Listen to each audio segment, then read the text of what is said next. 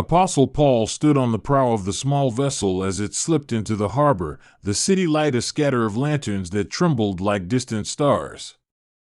He had traveled many roads and met many faces, and yet tonight he carried a story that felt older than any road, as old as the sea and the stones beneath his feet. He spoke quietly first, teaching not to boast but to listen, and then he began to tell of a woman born into a fate that would twist beauty into a weapon and worship into a wound. Some stories travel farther than any ship, and this one still moves through us. Subscribe and share in the comments what you feel more deeply, the power that wounds or the wound that finds power. The earliest part of her story lived in a land of salt winds and marble temples, where sailors and scholars shared the same cafes and the sea kept its secrets. She was called Medusa, a name that meant nothing and everything at once, a syllable that would later make men stiffen where they stood. Her beginnings were unremarkable in some ways, a child born to mortal parents, eyes clear, hair dark and full, skin that caught the sun in the way of those who would not yet suspect their own myths. Her childhood was not written with prophecy but with small gestures of tenderness, a mother threading flowers into braids, a father teaching how to sharpen a blade, and afternoons by wells where girls compared the angles of their faces. There were moments of ordinary joy and petty cruelty, as there are with all children, who plays with whom, who speaks the truest compliment, which face draws the most attention. Medusa learned the language of being seen, the dangerous currency of beauty in a world eager to trade it for fate. As she grew, so too did the songs about her, circulated in marketplaces and whispered at hearths, each version adding and skimming detail like a potter patting wet clay. In some tales she was the loveliest of maidens, in others she carried the solemnity of a priestess awaiting a rite.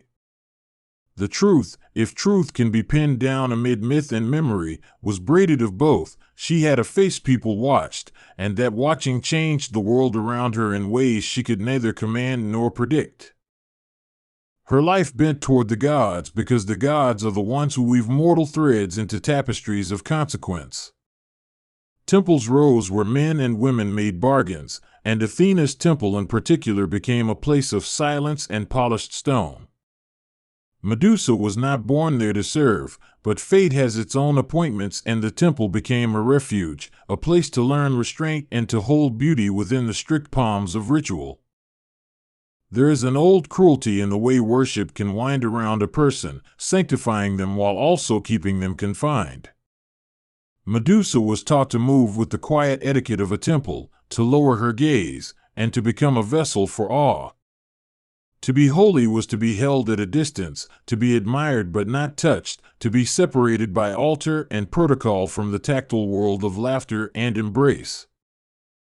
Into this ordered life entered a force that needed no altar, that answered only to its own mayhem. Poseidon, god of seas and storms, moved through the world like a tide of desire and anger, wrecking what he wished to alter and claiming what he could. He saw Medusa in that stillness, and the myth tells, and words softer and harsher in different tellings, that an encounter occurred within the temple's hallowed hush. How one names what happened depends on who is speaking. Some versions call it a union, others a violation, and history's tenderness is often no shelter at all for the truth of pain. If we call it assault, as some modern ears demand, the language begins to honor the suffering that myths sometimes hide beneath metaphor. This is where Medusa's story deepens into sorrow, an act that desecrated a sacred space and overturned the fragile rules that kept her safe in their limited way. When the gods themselves intersected with the fragile lives of mortals, the consequences were often outwardly theatrical, a public language of punishment and precedent. Athena, whose temples were dedication and discipline, was enraged, not by the suffering of the mortal, as later retellings sometimes note, but by the desecration of her sanctum. Her anger is not a simple anger, it is a divine bureaucracy of honor and status, a recalibration of order that would be both juridical and personal. Athena's vengeance took the shape of transformation, one of the crueler tools in the god's armory because it changed essence into emblem. Medusa's hair, once braided with flowers, became a nest of coiling serpents that hissed at the world and drew the eye to their own poison. Her countenance was remade so that any gaze that met hers would be petrified, frozen into stone, and this metamorphosis turned a private tragedy into a public terror. To imagine the precise moment is to balance between visual splendor and sorrow. The change was not only aesthetic but existential, breath caught in throats, muscles locked mid-gesture, the world refusing to proceed. Her reflection, once present in pools and mirrors, fled. Eyes that could hold laughter now held the dust of remembrance, and the serpents rose as if to speak for the silence that had been imposed upon her. The temple's marble, once a comfort, became a corridor of echoes where statues stood like witnesses to what could not be changed. The god's demarcation of blame felt arbitrary to those who must live its consequences. Poseidon's role was a storm that skimmed the shoreline of narrative and then was gone, while Athena's decree layered guilt atop grief as if punishment could repair sacrilege. Mortals, who have always been the human hinge around which these stories turn, found themselves dealing with the aftermath. Medusa, who had been more victim than villain, was now encased in an image that would make her into a hissing lesson rather than a woman with a lived interior. Exile followed like a footnote in law. The city that had once admired her balked at the danger she presented, and herbs and hearths felt foreign because the look itself could rend flesh into stone. She was sent away to a remote island, a place where the cliffs jetted like broken teeth into a sea that watched and did not speak. The island became both prison and retreat, a geography shaped to keep others safe by shutting her into a world of her own making and, perhaps, no one else's command. There she lived among ruins and wind that seemed to pursue a conversation no one else could join. Wildlife kept its distance, and the only visitors were those compelled by desperation or curiosity, a mixture that always breeds violence. Travelers who sought her out came with shields or mirrors, or with the kind of cleverness that meant harm would be done under the pretext of heroism, and they left the island with either more stone in their retinues or a story to tell of how they conquered sea and monster alike. Yet exile also allowed moments of reflection that no city could provide. In the hush of night, when the serpent stilled and the moon washed the stones in silver, Medusa's thoughts were not of revenge but of what had been lost. She remembered the feel of braid between her fingers, the taste of figs, the warmth of a mother's hand, the small mercies of ordinary life. These recollections were little resistances against a world that preferred myth to memory, and they sustained her remoteness with a fragile humanity. The Gorgons existed at the edge of these stories, sisters in various tellings, monstrous and human in differing measures. Sometimes there were 3 of them, sometimes 2, sometimes just Medusa alone against the rest of the world. Their fellowship, when present, suggested that curse could be communal, a thread running through different lives and making them kin in sorrow. Still, the singularity of Medusa's plight made her the emblem, the point where a narrative sharpened into an image to be worn by and a face to be feared. Artisans and poets loved icons, and Medusa's likeness spread across pottery and shields, her face an apotropaic device meant to ward off evil by reflecting terror back upon itself. Eyes that once gazed upon her in fascination now wore her image as talisman, an odd inversion where being cursed made one into protection. This paradox would haunt the story. The same head that petrified men became a safeguard against other terrors, a badge of power drawn from a wound. Into this landscape of exile arrived the figure of Perseus, a man whose life was marked by a quest both divine and human. He was not merely a hunter of monsters but a hero sent with a mandate that braided the talk of gods with mortal ambitions. His instructions came with gifts, a mirrored shield to see without looking, winged sandals to traverse the air, an invisible cap that made him unseen, and a sword honed for the kind of justice the world demanded when gods tinkered with mortal affairs. When Perseus reached the island, the manufacturing of myth and the practicalities of danger met. He moved with the care of one who needed to preserve his mortal skin and the cleverness of one who must turn a curse into a victory. Using the shield like a glass rather than a mirror that invited direct eye contact, he watched her while avoiding the fatal exchange that spelled annihilation for men who met her gaze. The scene, when recounted, is less a clash of brute force than a theater of cunning and sorrow. And so the beheading occurred, an act that mingled mercy and violence in a way that would be debated through time. To some, Perseus's blade was heroic, freeing the world from a threat, a clear line drawn between monster and man. To others, it was the final consummation of Medusa's suffering, a mortal death rendered by a mortal hand at the instigation and with the tools of the gods. The dichotomy sits uneasily, because myth rarely affords pure endings, instead it leaves a residue of questions. From Medusa's neck, as her life left her, sprang things the gods had never fully anticipated. Pegasus soared forth, winged in white, born of blood and head-splitting sorrow, a creature of air and grace that contradicted the statistics of violence. Alongside him came Chrysaor, sometimes rendered as a giant or demigod, a sibling shaped like the thunder that birthed him. These births tied the death into a cycle that felt both grotesque and generative, proof that even violence can give rise to startling continuations. Perseus's triumph did not yield the simple trophies of lesser epics. He wrapped the head and carried it concealed, a secreted power that could turn foes into stone at a glance. That head, set into Athena's aegis or carried as proof, was both shield and monstrosity, a weapon shaped from a wound that had once been inflicted by the god's own tangled code of ethics.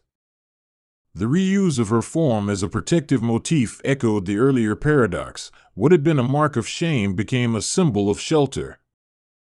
Apostle Paul, who loved to turn ears toward paradox, would later draw lessons from such reversals. What seems defeat may become instrument, and what curses the mighty hand may turn into means for purpose. To him, Medusa's life was a parable of brokenness and unexpected restoration, though he would not claim that justice had been done.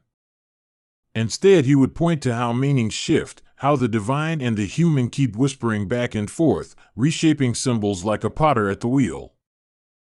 The head of Medusa, pinned to shields and temple doors alike, became an image that could be read in 1,000 different keys.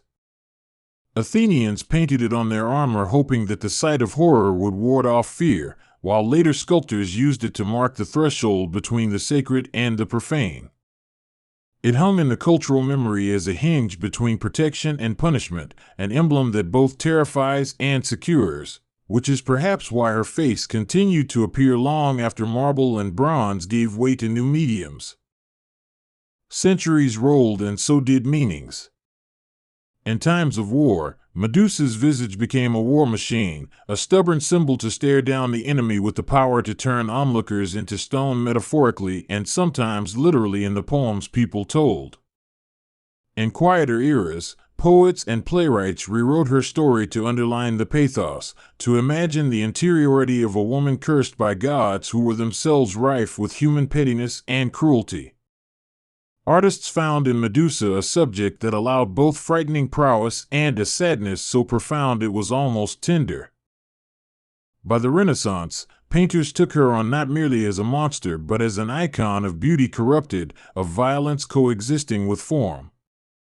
Caravaggio, Cellini, and others approached her with hands that could shape either terror or sympathy, and the brushwork painted not just hair but the psychological tides underneath. Their Medusas could shock and seduce in the same stroke, reflecting a culture that loved complexity and variously worshipped and reviled female power. The modern age would add new lenses. Psychoanalytic readings saw the snakes as symbols of repressed drives or of female rage turned biological, while feminist thinkers reclaimed Medusa as a figure transformed into a mirror of patriarchal aggression. She became many things to many people, a warning, a protector, a martyr, an emblem of resistance, and each reinvention told us as much about interpreters as it did about the original figure. Myth is, after all, a living conversation across time, and Medusa's face refracted different responses according to the ages that looked upon her. Apostle Paul, if he had stood between the columns of a later epoch, might have found these reinterpretations both bewildering and resonant. He lived in a world that valued narrative for the way it formed communal identities, and he would recognize the power of a symbol to hold contradictory meanings without collapsing. He knew exile, suffering, and the risk of being misread, so Medusa could have been, for him, a pointedly apt counsel about human frailty and the potential for rebirth in forms no one expected.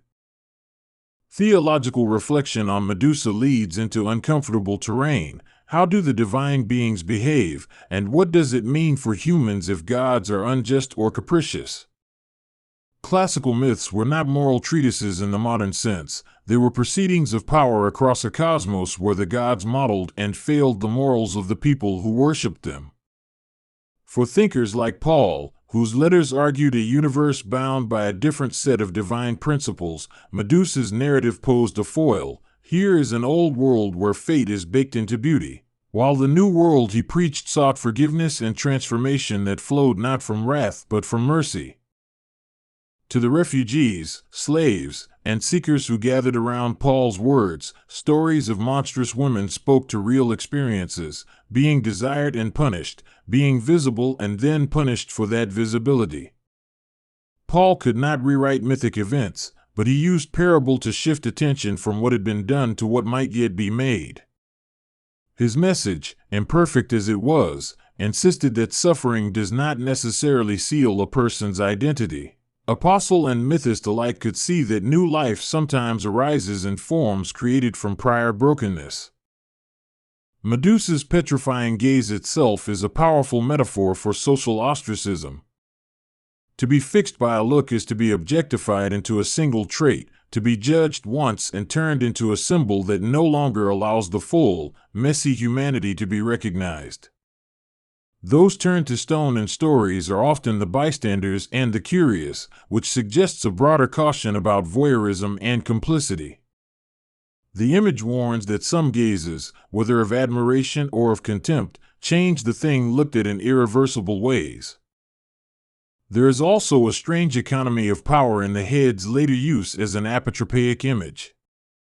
The object that once rendered others immobilized now served as a deterrent, a paradoxical recycling of harm into protection. In that recycling one can sense the ancient instinct to take danger and domesticate it by turning it into an emblem of authority. Eventually, the symbol that produced fear itself became an instrument wielded by those who wanted to claim mastery over fear rather than be enslaved by it. Across epochs, artists and storytellers kept returning to the sensory details that made Medusa vivid: the symphony of hissing, the metallic bite of cold stone, the way sunlight traveled across scales and shadows. They described how her serpents shifted like thoughts, sometimes still and sometimes restless, how the wind feathered through their coils, and how the ocean in the distance sounded like a second pulse beneath the rhythm of her life. These details humanized what might otherwise be only a monstrous tableau, allowing listeners to imagine the texture of her existence rather than flatten it into mere cautionary spectacle. In literature, Medusa's image allowed writers to excavate anxieties and desires that societies preferred to keep subterranean. The monstrous feminine, an idea scholars have debated and contested, found its emblem in her face, powerful, feared, and at times demonized for the very potency that could also be life-giving. For students of culture, Medusa became a crucible in which questions about sexual politics, power, and vengeance were burned and then sifted into argument and art. The way myths morph into moral lessons is not always straightforward, and Medusa's narrative particularly resists tidy moralization. One could preach to listeners that hubris is punished and order restored, or one could tell a more ambivalent tale about how divine beings used human flesh as puppets in their dramas. Both versions have historical precedent, and both have been used to justify different social ends, which is to say that Medusa has been a mirror for political as well as spiritual concerns. The grotesque birth of Pegasus from her neck has always been one of myth's more startling moments, a white horse winged and urgent, sprung from the blood of a woman wronged by gods and men alike. Pegasus, who would become a symbol of poetic inspiration and regal power, complicates the idea that evil births nothing but evil. From atrocity, astonishing things rose, creatures that would long be associated with aspiration and the human reach to fly beyond terrestrial constraints. Chrysor, less famed but equally significant, binds the story into themes of masculinity and the creation of new orders. He is sometimes envisioned as a sword-wielding giant, sometimes as a more ambiguous figure, and his existence hints that out of a woman's suffering the world forged further masculine presences. These offspring complicate the narrative equation, making it clear that violence begets continuations not easily categorized as either salvageable or forever cursed. Symbols travel, and Medusa's head traveled into architecture and civic identity just as easily as into mythic repertoire. City-states carved her likeness upon gates, and heraldry adopted the image in ways that divorced it from the original tale. Such removal of context is a kind of theft, where the living narrative becomes a clip art of power, yet even clipped images retain enough of their original force to keep unsettling those who recognize their source. Medusa's story continued to be taught to children in grotesque little morsels, a monster to be frightened by and yet also a figure of wonder. Storytellers would swap the edges of the story for less abrasive versions, softening the outlines for the youngest ears while adults debated the adult implications. This manner of selective retelling highlights how myths adapt to audience and need, growing blunter or sharper as demanded by cultural taste and moral temper. If you listen to the sea near ancient islands, some say you can hear the refrain of Medusa's story in the waves, a reminder of how societies project their fears onto certain bodies and then mobilize laws and gods to discipline them. That projection is a human habit as old as myth-making itself, and it raises questions about how people decide who must be exiled, who must be punished, and who may be redeemed. There is a political element to myth that Paul, traveling through cities and mosques and markets, had learned to navigate carefully in his own mission. Across centuries, Medusa has been reclaimed in surprising ways, particularly by those who see in her the truth of survival. Feminist artists in the 20th and 21st centuries have leaned into her image as a symbol of vindicated rage and of the right to be feared without being exterminated. In sculptures, murals, and digital art, Medusa becomes a banner for those who refuse to be silenced by the acts committed against them, a statement that transforming pain into power is not surrender but reclamation. Language itself does not remain static in front of such a figure. Medusa's name became an adjective of sorts, Medusan horror, Medusan gaze, phrases that populate literature and speech when describing an overwhelming, paralyzing view. The linguistic persistence shows how a single mythic element can create a metaphor set that extends far beyond its original tale, saturating discourse with its emotional weight. Language thus becomes a map of cultural impact, indicating places where fear and fascination have intertwined. Apostle Paul, walking through marketplaces where Medusa images might hang like talismans on walls, would have read such symbols as signs of human attempts to manage terror. He preached a gospel that promised a different kind of armor, one not made with stone but with faith and love, the crafts of an inward sort that do not petrify but transform. His metaphors of light, flesh, and resurrection stood in contrast to a world where bodies could be turned into monuments and suffering become civic devices. Historians and anthropologists have parsed these transformations for their social meanings, pointing out how power often cloaks itself in protective symbols that have very violent origins. Medusa is a case study in this phenomenon, a wound grafted onto civic identity until the original story is both present and erased. Such study reminds us to be wary of icons that come without context, to ask whose pain is being used as a banner and whose story is being simplified for the sake of order. For the listener driving through dark roads or attending to the hum of daily tasks, Medusa's tale offers not only spectacle but a gentle admonition about the gaze. It asks us to consider how often we look at others with the intention to claim rather than to understand. The myth holds up the mirror and asks, do we, in our looking, create prisons for those we observe, or do we honor their complexity and tell a fuller story? There is also the element of inevitability in her story that troubles readers. Curses and myths often seem like the iron rails on which mortal lives are forced to run. Yet even in inevitability there is room for agency, for small resistances and little acts of radical attention that change the tone of a life.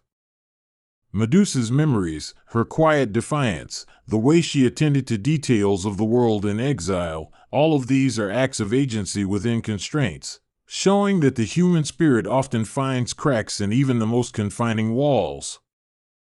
The fascination with Medusa, who petrifies by a look, taps into deeper human vulnerabilities about being frozen by judgment.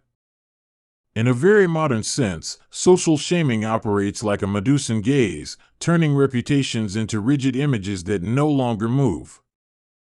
Our culture's quickness to fix someone into a single narrative is a form of petrification, and the story asks us to imagine ways to thaw what we ourselves may have unjustly made rigid. Perseus's slaying of Medusa was often framed as the triumph of civilization over chaos, a narrative that comforted many publics. Yet the act was also violent and final, and history shows us how triumphant narratives can mask injustices. The tension between necessary defensive acts and the potential misuse of such acts to silence or erase is a matter of ongoing moral debate, and Medusa's story sits at its heart as a case that resists simplistic moral accounting. The world of visual art kept reinventing Medusa because each era felt compelled to ask anew what it was seeing in her form. Some painted her as serene even in death, suggesting a dignity that had been denied in life. Others made her visceral and raw, foregrounding the violence in ways that cannot be prettied by allegory. These choices reflected the values of artists and patrons and served as a mirror for the concerns of their times. Medusa's serpentine hair, so often rendered with meticulous detail by artists, became metaphoric material in itself. Snakes symbolize many things across cultures: rebirth in the shedding of skin, danger in venomous bite, wisdom in ancient lore, and to weave them into a woman's crown was to load her with a library of meanings. Each coil could be read as a syllable in a complicated lexicon, part menace, part miracle, and always a sign that the human and the monstrous are not mutually exclusive. Poets loved to speak with Medusa's voice, to imagine her lament in lines that ran like river water through archaic valleys. They gave her grief and wit, antiquity and immediacy, allowing listeners to sit with her subjectivity for a sentence or two and thereby feel the tragedy more acutely. Verse turned her head into a narrative that could speak back, a corrective to tradition's tendency to only show the face without granting it speech. In psychological reinterpretations, Medusa sometimes serves as a figure of trauma, a personification of experiences that freeze response and memory into an immovable shape. Therapists and analysts do not claim literal petrification, of course, but they use the image to convey how certain events can result in dissociation and a shutdown of the faculties that connect one to life. In that sense, Medusa can be read as a cautionary emblem about the need for compassion and the careful work required to help those turned inward find their way back out. Among folk traditions, talismans carved with her visage were carried in pockets and attached to doors, a superstitious practice that nonetheless reveals a human truth: we are desperate to keep danger at bay. Sometimes talismans are silly, sometimes they are profound acts of communal ritual, and in either case they tell us about the human need for control in the face of random harm. Medusa's head as amulet is a concrete example of how cultural memory transforms fear into tool. Modern storytellers have not abandoned Medusa but have instead recast her for new purposes: graphic novels, feminist retellings, speculative fiction that imagines her in contemporary urban landscapes. These narratives place her in contexts she never originally knew and ask how a figure forged in ancient temples might move through streets of concrete and neon. The adaptability of the myth is part of its power, proving that archetypal figures can be repurposed to challenge and illuminate new social realities. In many of these retellings, Medusa is less monster than mirror, a mirror that forces a confronting reflection. Those who meet her are compelled to see themselves as they are, with their cruelties and hypocrisies on display. This transformative quality is a moral tool of its own. To render someone unable to deny their own reflection is to force accountability. But the myth sideways suggests that accountability gained through petrification is itself monstrous. Examining the way religious and secular spheres treat Medusa reveals different impulses. The sacred seeks order through exclusion, while the secular sometimes revels in subversion. Both impulses are human responses to fear, and both shape the stories communities tell about what constitutes the good. In the end, Medusa's tale acts like a prism, refracting cultural anxieties about authority, gender, violence, and redemption into different visible spectra. The poignancy of Medusa's situation matters because it reminds us how violence begets narratives that echo for generations. Each teller who takes up her story participates in a chain where meanings shift incrementally, sometimes toward empathy and sometimes toward further dehumanization. This archival of responses is an ethical test of cultures. Will future tellings amplify harm or choose to listen differently? To the listener now, perhaps driving in the dark or sheltering from the hum of a busy life, Medusa's narrative is an invitation to wonder and to discomfort. It asks us to look at the ways societies have punished visibility and to question how often punishment is itself a story made by those in power. The myth is not merely a historical artifact, it is a living prompt to consider the shape of our own gazes and the consequences they leave behind. There is also, strangely, a beauty in the melancholic arc of Medusa's story if beauty can itself be transformed into a compassionate recognition. Her life insists on the complicating fact that victims can become symbols and that symbols, once fixed, become difficult to humanize. This cycle invites a certain humility, to acknowledge how easily we participate in narratives that harden into injustice and to be willing to reshape them when we can. In the haunts of memory, places where culture and conscience meet, Medusa keeps turning. She becomes, at different moments, warning and emblem, horror and protector, martyr and muse. The chameleon quality of myth is both a blessing and a warning. No story remains untouched by those who tell it, and therefore the listener must cultivate discernment to find the threads of truth beneath the accretion of legend. Paul's own language about transformation, about suffering producing perseverance, character, and hope, could be read into Medusa's tale in surprising ways. He might have argued that even within the God-enacted cruelty there is a chance for reconfiguration, though in his theology such reconfiguration comes through a different channel than the capricious justice of Olympian deities. His rhetoric would urge attention to redemption that does not simply replicate the power structures that caused harm in the first place.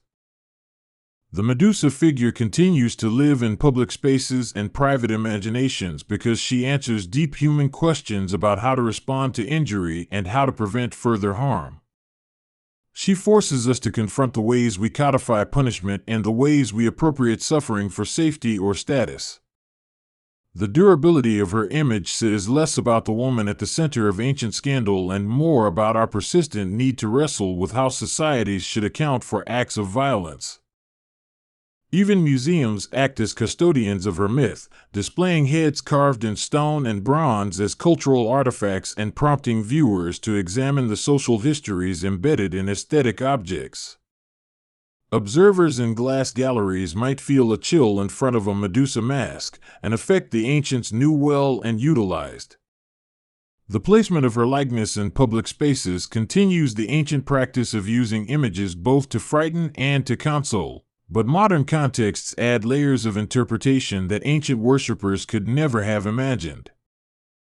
The story's endurance also owes much to its capacity for metaphor. Petrification is a potent image for emotional lockdown, trauma, and the silencing of voices. To be turned to stone is to be robbed of agency, and for communities that have experienced systemic silencing, Medusa becomes more ally than antagonist. Reclaiming her image can be an act of restoring speech and movement to those whom society tried to fix in place. There is, finally, a strange compassion in reconsidering Medusa not as a cautionary lesson but as a person who lived and felt and suffered. To humanize her is not to erase the monstrous aspects that myth insists upon but to reframe them within a fuller biography.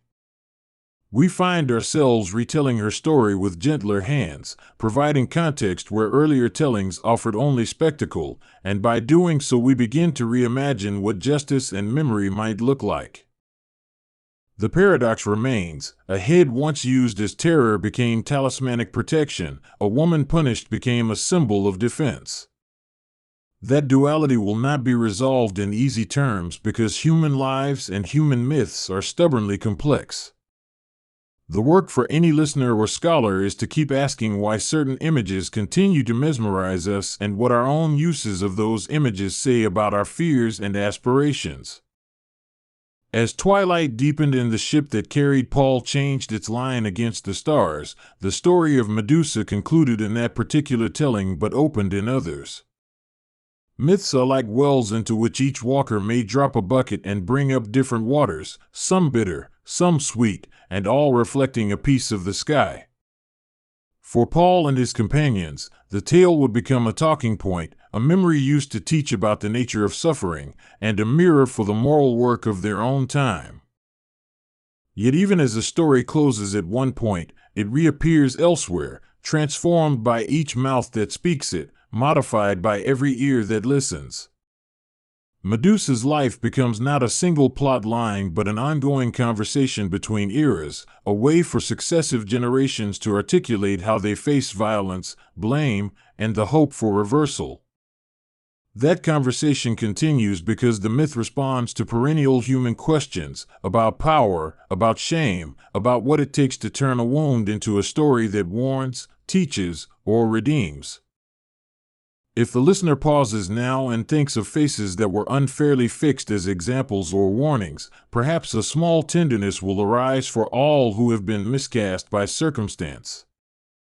Medusa's story invites compassion precisely because it is messy and resistant to tidy moralization. The long haul of history shows that human hearts, like myths, can be remade, and that sometimes the hardest transformations are those that move symbols from instruments of terror to markers of remembrance and respect. In rooms dim with time, the serpents of Medusa's hair still stir in artists' imaginations, scholars' annotations, and in the whispered retellings around fires. She will keep appearing in the imaginations of those who need a figure to frame questions about authority and suffering, about who gets to write the story and who must live inside it. It is in the repetition that we find both warning and opportunity. To retell is to reconsider, and to reconsider is to choose how to carry the past into the present. So listen well. The birth of Medusa is not merely a tale of a monster made by jealous gods, it is the story of a life entangled with power and pain, an emblem of how communities fix and fashion narratives to suit their fears. It is a reminder that some punishments flow from the hands of the powerful and that those punishments shape cultural memory for generations. In hearing her story again, we have the chance to decide whether we will keep using her as a shield or whether we will learn instead to protect each other without turning another into a cautionary image. And in the hush that follows, as waves beat and oars dip and the ship moves on, Paul folded the myth into his own teaching, less as a neat allegory and more as a companion in the human struggle to make good of what the world has broken. He spoke of grace as not merely an overturning of curses, but as a slow, patient work that must resist the impulse to petrify others in the name of safety. Medusa's face, whether feared or venerated, thus becomes for him a continually relevant reminder of the costs when power operates without compassion. Paul's message still hits home today. Subscribe and tell us in the comments what speaks to you more, the power to forgive what's broken or the courage to stay kind when it's easier to turn to stone. The story does not ask for easy answers, rather it offers itself as a companion for anyone attempting to untangle beauty, violence, and redemption. Though gods in the old tales might punish without counsel, human communities have the capacity to choose differently. Listening to the echoes of Medusa's life, the modern ear can learn to replace petrification with engagement, and to transform symbols born of pain into testimonies that call for empathy rather than further harm. The road was destined stone, a thin ribbon cut across the skin of the world, and Paul moved along it as he had moved through cities and courts, a reed shaken and sometimes steady. He had learned to listen to the edges of things, to the low hum of rumor and the high note of prayer when crowds dissolved into night.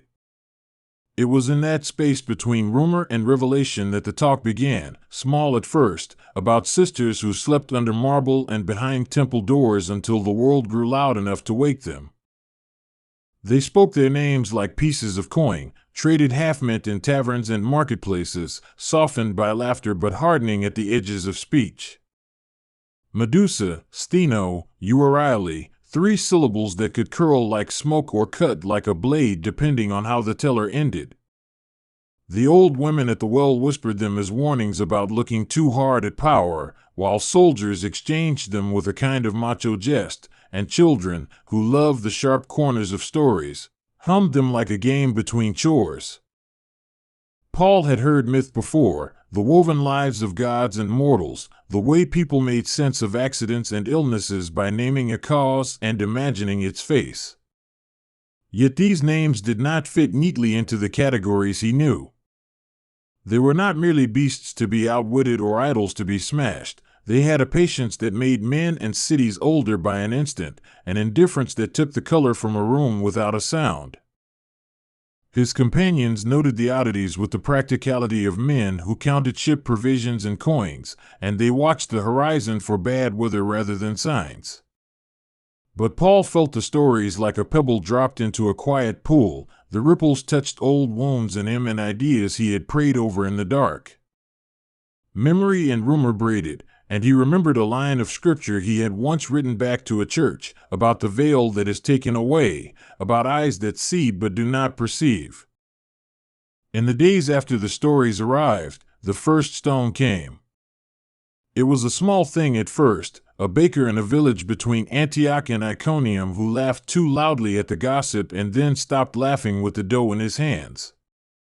He was found the next morning, face slack and eyes turned to stone, the bread in his oven charred around him like a dark halo. The village frightened, closed shutters and spoke louder against the silence, trying to drive air and explanation into the space that had become a little tomb. Paul stood in that oven-lit room and watched the bread as if it might tell him what had happened, and he felt a chill that was not the night air.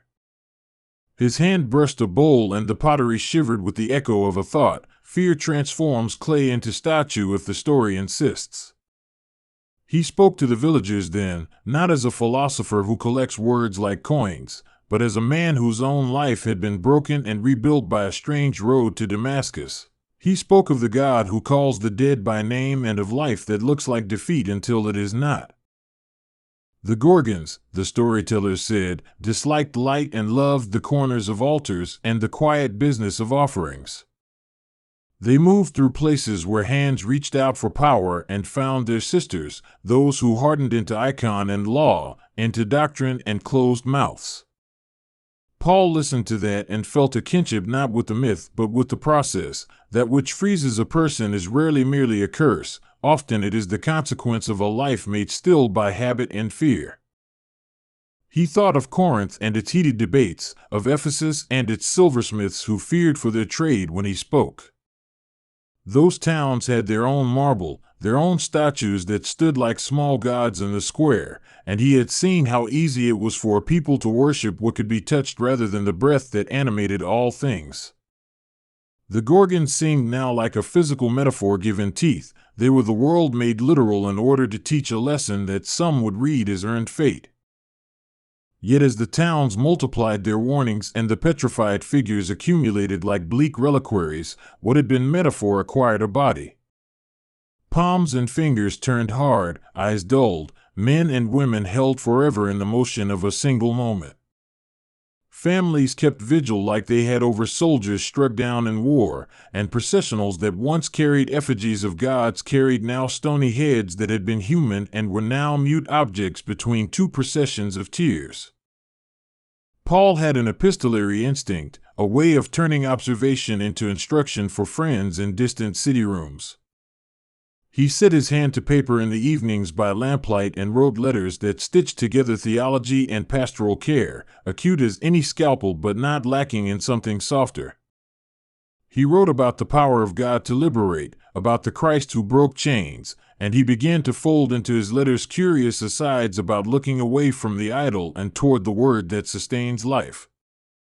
When he read his notes aloud to those who gathered, he noticed a physical thing in his voice. The words themselves seemed to warm the room. People leaned in, not because the letter offered panacea, but because it offered a gaze that did not flatten them into stone. The Gorgons had turned faces into memorials. Paul's words tried to turn memorials back into lives by reminding memory it was for the living and not the dead. He spoke of gaze and mirror, of sight that was restitution rather than sentence. It was on a sea voyage that the Sisters of Stone reached further than any road could carry them. The first storm rose like a memory of wrath, wind coffins swallowing the sound of oars and cries, and waves came at the hull as if sent by some long-held grudge. Sailors hewn to superstition saw in the shapes of the breaking water the curls of snakes and the glint of scales. They muttered the names in a cadence that quickened the dark and made it thinner around the edges. At night the moon tried to hold a silver promise and the ship creaked through it like a sinner in confession. Men woke with eyes rolled to stone without the heat of fever, and the deck gathered bodies in the manner of a tableau, some clutching ropes, some reaching for prayers. Paul moved between them, not with a glance of pity but with hands that had prayed on different nights for different causes, hands that knew how it felt to be stopped by a force outside one's understanding. On the third night the wind dropped, and with it the superstition that had held a rhythm to the sailors' fears. Still, the ship drifted with the weight of those who would not wake, and Paul, standing at the prow, spoke softly to the sea as if it were a great congregation of unbelieving stones. He called them not to calm the weather but to speak out the name of life, and in that small act of naming the dead, the living found themselves rehearsing words that had been crafted to resist petrification. There were towns where mirrors became tools, where polished metal was held up to the face to show not an image to be adored but a reflection to be understood. Performers and wise men once used bronze to catch sunlight and show the world a trick, but in the hands of people who remembered the Gorgons, the mirror became pedagogy, a way to teach sight that did not petrify. Paul watched the child learn to tie a reflection to a memory and knew that this little education was a revolt against the sisters. In the marketplaces, the old priests tried to incorporate the Gorgons into cultic systems, arguing that veneration could be made holy if ritual moderated fear. They draped cloths and sang new hymns, hoping to domesticate the terror into a part of liturgy. Yet terror does not easily let itself be turned into ritual. It thrives in the margins and eats the margins until the center is hollow and the faithful are statues around the empty home. The governors wrote proclamations that declared the petrified dead to be protected monuments of a divine occurrence, and citizens obeyed them because the stoop of law often finds comfort in the fixed and predictable. Paul read those proclamations with a bitter taste. Law could enshrine injustice as easily as it could restrain it. He preached in the public squares, not always to change law quickly, but to move hearts, to make seeing and being seen an act of grace rather than judgment. Occasionally, a scholar would approach him with degrees of curiosity and derision braided together, asking if the Gorgons were not simply natural phenomena, some mineralizing disease mistaken for myth. Paul loved the question because it refused the easy story. He answered not with dismissive certainty but with a kind of patient inquiry that directed the mind to other questions. What does it mean to be changed? What parts of you are human and what parts are habit? In one city, a woman named Lydia, who had known loss and trade in equal measure, opened her house as a place of healing and listening. People came with stones in their pockets, literal and figurative, and sat in her doorway while Paul and others read letters and sang hymns that were not simply music but medicine for the soul. Lydia kept a lamp burning all night, and those who could not sleep came to count its flame and tell stories until the first gray of dawn pulled back the sisters' edges like curtains. There were nights when Paul himself dreamed of faces made of basalt and teeth like cut marble, and in the dream the faces were not cruel, they were only very, very old. He woke with the residue of that oldness on his skin and felt the startling tenderness of a man who had been touched by age and had refused to be turned into its idol. His prayers in those hours were small and precise, petitions for courage and clarity, and sometimes he wrote the words of those prayers down and sent them like seeds to the small churches he had planted. He began to understand that the Gorgons were both a parable and a force, and that this duality made them dangerous. If people believed in them only as metaphor, they might miss the urgency. If they believed in them only as literal beasts, they might hand over reason to fear.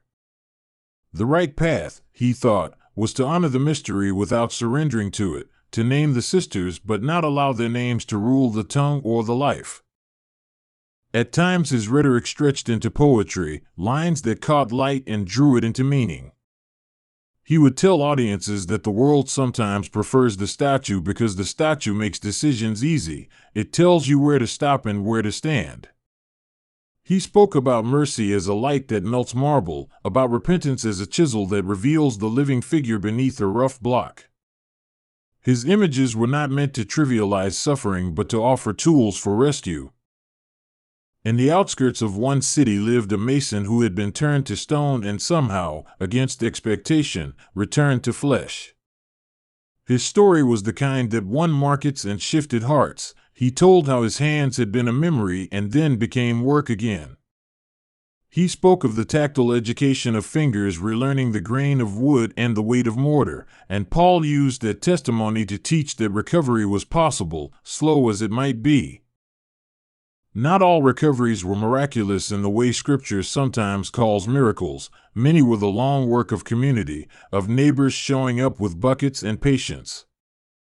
The Gorgon's power was as much social as it was supernatural, fed by silence and the piling up of old ways until they became a new order.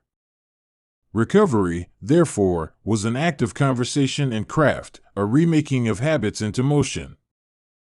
Paul started keeping a small satchel of polished bronze in his travels, an odd relic perhaps, but one he used not as a talisman but as a teaching tool.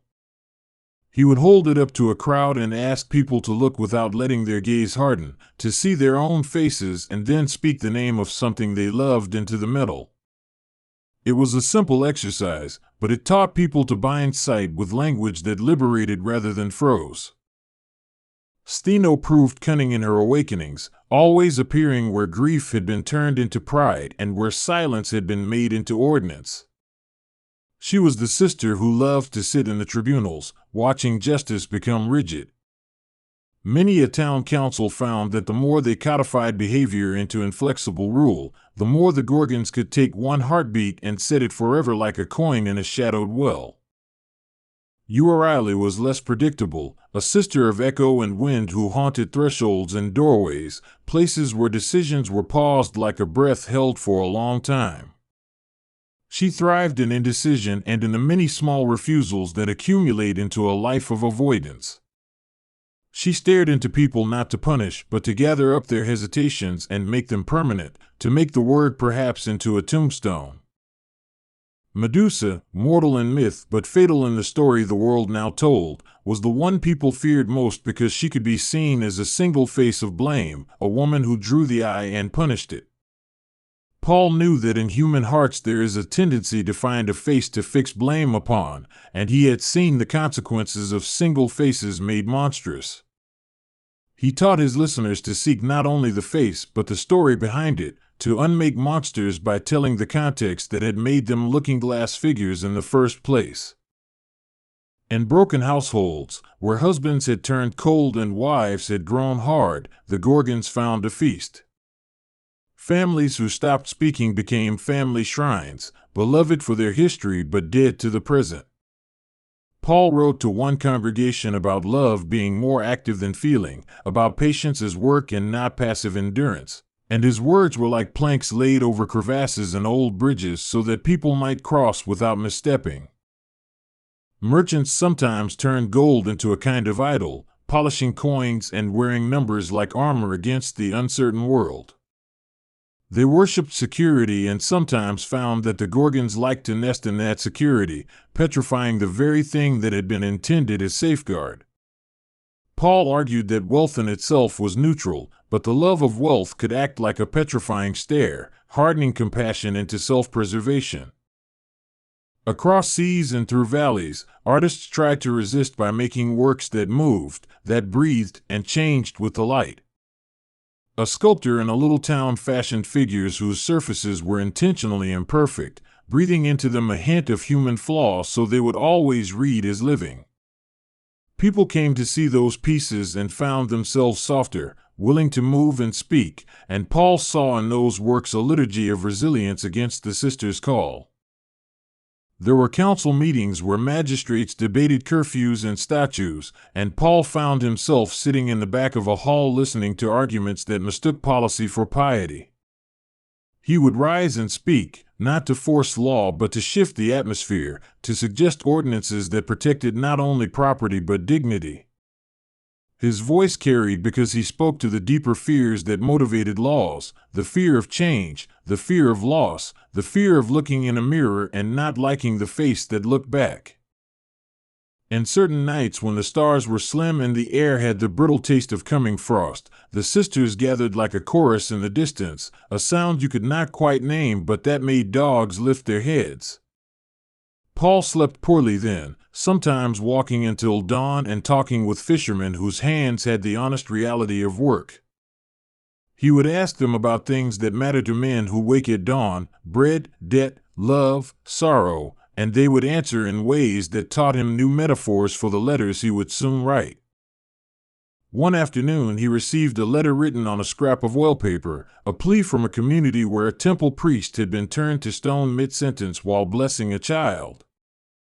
The parents were broken because the blessing had been interrupted, they lacked closure, and the pause made the heart knot. Paul wrote back with a careful hand, providing rites of unfastening for the family and encouraging them to create a memorial that celebrated the priest's voice rather than leaving the interruption to be the last word. As months became a braided string of incidents and responses, Paul devised practices that communities could adopt to inoculate themselves against petrification. They were not magic. They were simple rituals of remembrance and naming, of reclaiming narrative away from fable into life. He taught people to rehearse memory in public, to name debts and apologies and joys out loud, because the spoken confession unmade the silence the Gorgons thrived upon.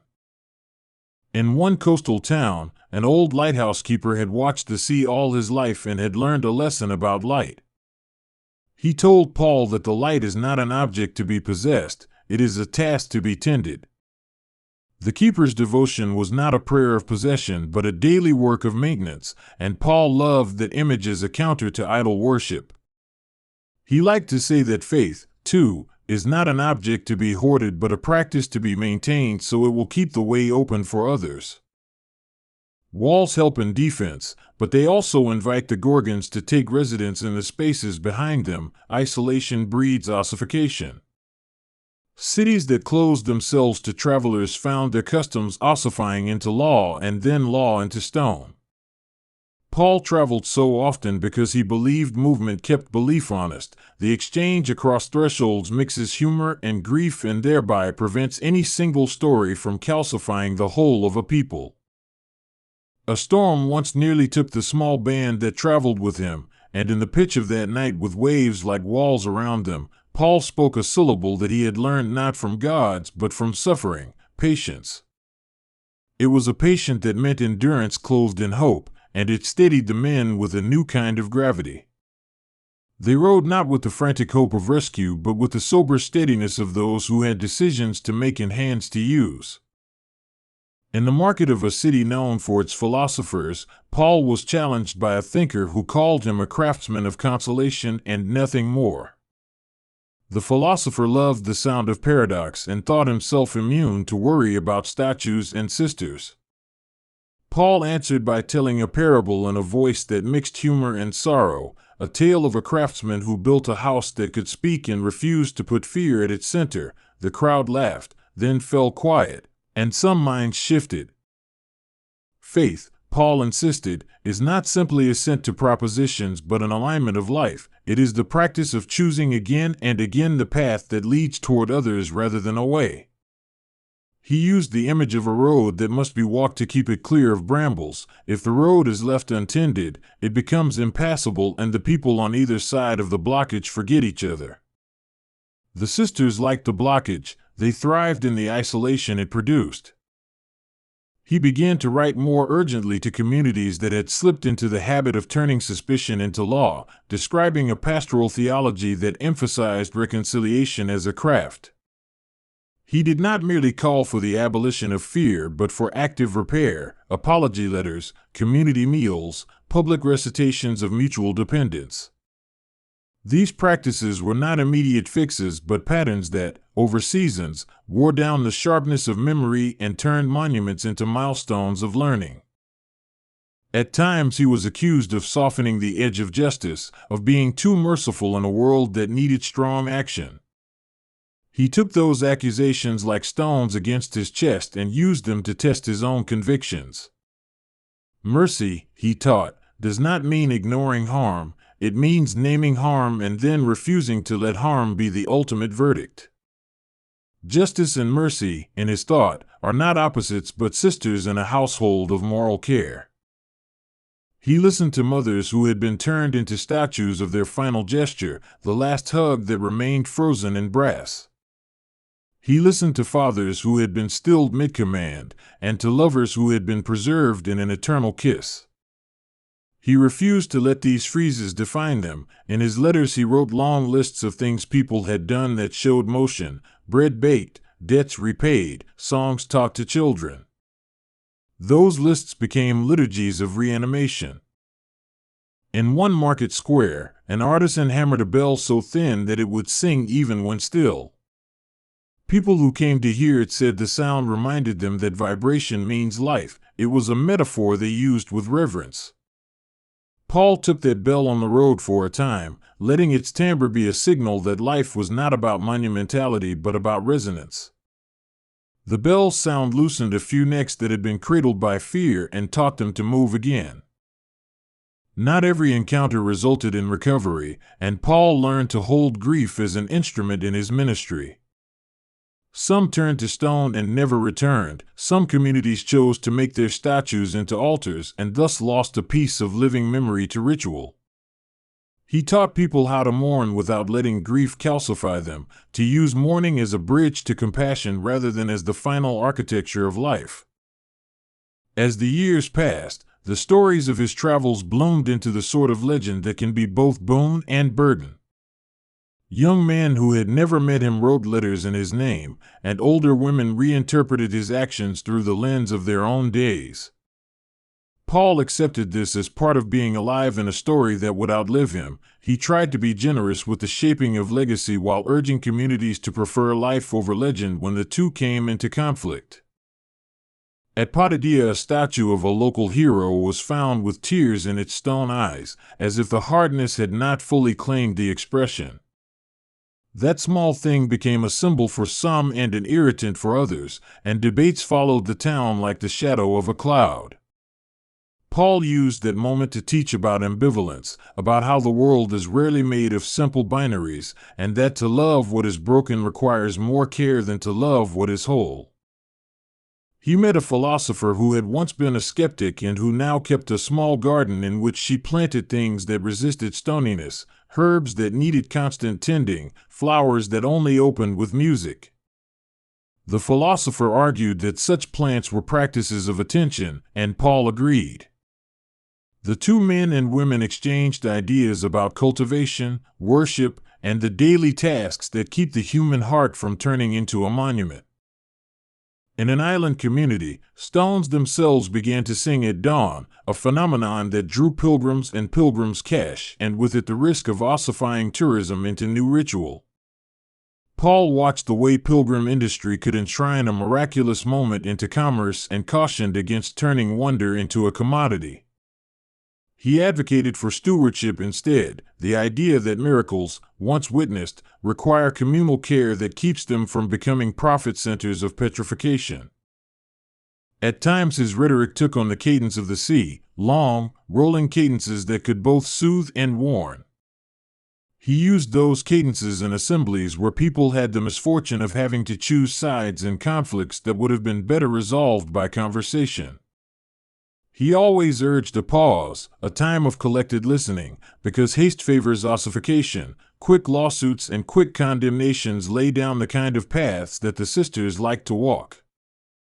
Once, a young disciple asked him if there was a single line one could speak to reverse the sisters' power, a secret formula for redemption. Paul laughed in a way that was gentle but firm, reminding the youth that the world rarely offers easy cheat codes.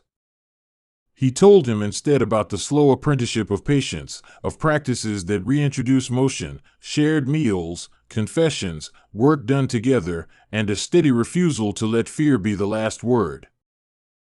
There were nights when the sisters would not be seen and yet their influence was palpable, a tightness in the chest when looking at certain institutions or traditions. Paul catalogued those nights like a physician keeping notes, careful to distinguish cause from symptom. Where fear was the symptom, he would prescribe community. Where selfishness was the cause, he would prescribe sacrificial acts that might loosen the grip of habit. He traveled to an inland city that had carved statues of its founders into every park, and the civic life had become a museum about the past at the expense of conversation about the future. Paul proposed festivals of remembering forward, events in which history was celebrated but also interrogated, and in which new art would be commissioned to stand beside the old and show the continuing story. The festivals did not erase the past but moved it from altar to dialogic companion. He met mothers who used lullabies to resist the sisters, songs that shifted from sorrow to laughter as a means of keeping children supple. Those lullabies became for Paul a symbol of how small practices can be revolutionary. A song can keep a person from turning into a relic. He began to collect phrases of such songs as liturgical tools to be sung in communities when the air felt like stone. In the capital, where marble buildings made arrogance comfortable, the sisters' influence was strongest among bureaucrats who loved precedent more than justice. Paul navigated that city like a man threading between pillars, speaking laments that sounded like invitations. He offered stories of rulers who had chosen mercy and found beauty in governance, and while not all governors listened, a few did, and those few made changes that had slow but wide effects. At times the sisters adapted, learning to disguise themselves in the cloth of benevolence, appearing as charitable institutions that withheld agency while offering aid. Paul's sensitivity to this was sharpened by many conversations with those who had been helped but not allowed to participate in their own rescue.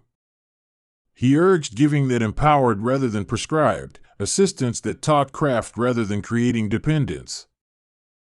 In an old stone amphitheater, where echoes used to belong to poets, Paul staged a public reading of letters he had written to various churches. The audience was mixed. Some turned to stone during readings, but others rose and began to speak, testifying to small acts of repair. The amphitheater that afternoon sounded like a market of voices. Each testimony loosened a bit of the statue's jaw and made conversation possible again. Stories began to circulate of a woman who had died in one city and later been found as a statue in a neighboring town, a confusion that suggested the sisters were not content with geography. Paul used that story to teach about the contagion of fear, the way terror migrates when not addressed at its source. He encouraged communities to share resources and counsel across borders, treating petrification less as a local epidemic and more as a shared civic responsibility. In small experimental gatherings, people began to enact what Paul called reversal rituals, public acts that named the moment a life had been denied and then performed a small reversal to restore motion. Sometimes it was as small as a community washing one another's feet. Sometimes it was as large as reopening a shuttered workshop and teaching old crafts again. These reversals were not dramatic miracles but steady, ordinary practices that rebuilt the sinew of social life. He encountered an old soldier who had been turned briefly into a statue during a battle and then returned to tell of a vision. He had seen not hate in the sisters but sorrow, an old kind of desolation that had been neglected. The soldier's vision complicated the narrative and made Paul more careful in his language. He stopped treating the sisters as purely evil and began to speak of them as broken things that required repair rather than simple destruction. This change in tone did not placate everyone. Some wanted the sisters destroyed utterly, and there were calls for aggressive measures that promised to rid the world of the phenomenon. Paul resisted such zeal, arguing that destruction risks making new statues in the heart of those who wielded the force of annihilation. He proposed instead a careful program of restoration that included education, public rituals of renaming, and reparation where harm had been done. A group of younger disciples took to the road to teach what Paul had taught, and they carried with them the tools of conversation and craft. They found towns that had been abandoned to statues reclaiming themselves slowly as people practiced small daily acts of witness. Where they walked, gardens were replanted and markets reopened with songs that affirmed living. Paul's letters became manuals of practice as much as theology, and people began to paste them on walls and carry fragments in wallets as a litany against fear. Those bits of paper functioned like charms, not because of superstition but because they served as reminders to act. The reminders were useful. Human memory is porous and habit is sticky, and tiny little prompts kept hearts from sliding into the grooves the sisters liked. In winter, when the world contracted and societies turned inward, the sisters sometimes took fewer lives but claimed more customs. Paul encouraged communities to use winter as a workshop season, a time to learn new crafts and to make things that would bring them into connection in spring. He believed that creation of beauty and usefulness is one of the most robust responses to ossification. To make is to declare life. There were scholars who tried to codify Paul's methods into a treatise, and the effort produced a volume that was useful to some and sterile to others. Paul himself was amused at the notion of methodization. He had always intended his advice to be adaptable to local colors and circumstances. He taught people to use principles rather than strict rules, to encourage improvisation and love as the ultimate improvisational tools. In the years that followed his first encounters with the sisters, his voice took on a tone of elder counsel, even when he was barely older than many he advised. There is a kind of wisdom that grows from walking between worlds, between the literal and the metaphorical, and Paul had acquired it by travel and trial. His counsel was never smug. It was peppered with confessions of his own failures and the lessons those failures taught. Pilgrims came from afar to seek him out, some with the hope of an easy miracle, others with the openness to learn how to resist petrification in their communities. He received them with a patience that had been honed by necessity, and he often sent them away with small tasks and a poem or two. The poems were not mere ornament, they were mnemonic devices, patterns of sound that lodged in memory and guided action when fear returned. A small miracle occurred when a child who had been stilled for years was restored to motion after a community performance in which the town reenacted the child's life in full. The performance was not about spectacle, it was a communal remembering that gave the child's story back to her. People wept at the sight of motion resumed, and Paul thought that perhaps the greatest tool against ossification is the communal act of remembering in which a life is told audibly and truly. There were also darker currents. Bandits and fortune seekers tried to exploit petrified figures, turning them into attractions for the gullible. Paul denounced such abuses and worked with local leaders to protect the dignity of those affected by the sisters. He emphasized that those turned into statue-like states, whether temporarily or permanently, retained the rights of personhood and deserved care and respect. In quiet hours before dawn, he would read the scriptures and then look out upon the cities he had touched, wondering about the long arc of cause and consequence. He believed in a God who bent but did not break, a design in which human cooperation could be a lever. His theology insisted that the divine invites participation. Creation is not a monologue from above, but a shared project in which humans are called to repair and renew. Alongside his theological work, practical results emerged: communal kitchens, workshops that repaired not only implements but relationships, and legal frameworks that made restitution a public duty. These results were less spectacular than miracles but more durable, because they did not rely on a single intervention but on the slow accumulation of care. Paul took quiet satisfaction in those slow successes, seeing in them proofs of a faith that works in the world. The sisters, ever adaptive, sometimes retreated to new niches: bureaucracy, nostalgia, fear, but their existence had become less absolute. Communities learned to tell stories that included failure and reconciliation rather than elevating trauma into immutable exemplars. The cultural grammar shifted, and where once a town might title a square after a tragic final gesture, they began to name plazas for a reunion or for a healed bridge, small semantic shifts that mattered. On a cool evening when olive smoke rose like whispered prayers, Paul sat with a woman who had been a leader of a resistance movement against ossification in her region. She told him of the times when even she felt close to being immobilized by the weight of expectations put upon her. He listened, and then he shared a memory of being frightened on a ship and finding courage in a hand placed upon his shoulder by an old sailor. Courage, he said, is often contagious. It was not all winners and healers and gentle pedagogy. There were moments of raw conflict when some believed the only solution was violent epuration. Paul felt the ache of those moments deeply. He had seen violence consume good aims before. He argued that violence risks creating new ossifications, new statues of triumph that freeze the victims and the victors alike, and he warned leaders to temper their zeal with humility. In a monastery of sorts, a community of monks had developed practices that anticipated his ideas: the daily rites of confession, the craftwork, the hospitality to strangers. Paul visited them and found in their rhythm a useful complement to his itinerant ministry. They were anchors for the sort of daily discipline he preached. He encouraged them to keep open doors, to be places where pilgrims could practice motion rather than be tempted to remain as museum relics of piety. A festive day came when a city declared an annual remembrance of the moment the first petrification occurred, not to honor the stone but to remember the vulnerability that had been overcome. The day included storytelling and shared meals and a public forgiveness ritual for offenses stored up like pebbles. Paul attended and watched as people used the ritual to make amends and thus deny the sisters the fuel of old grudges.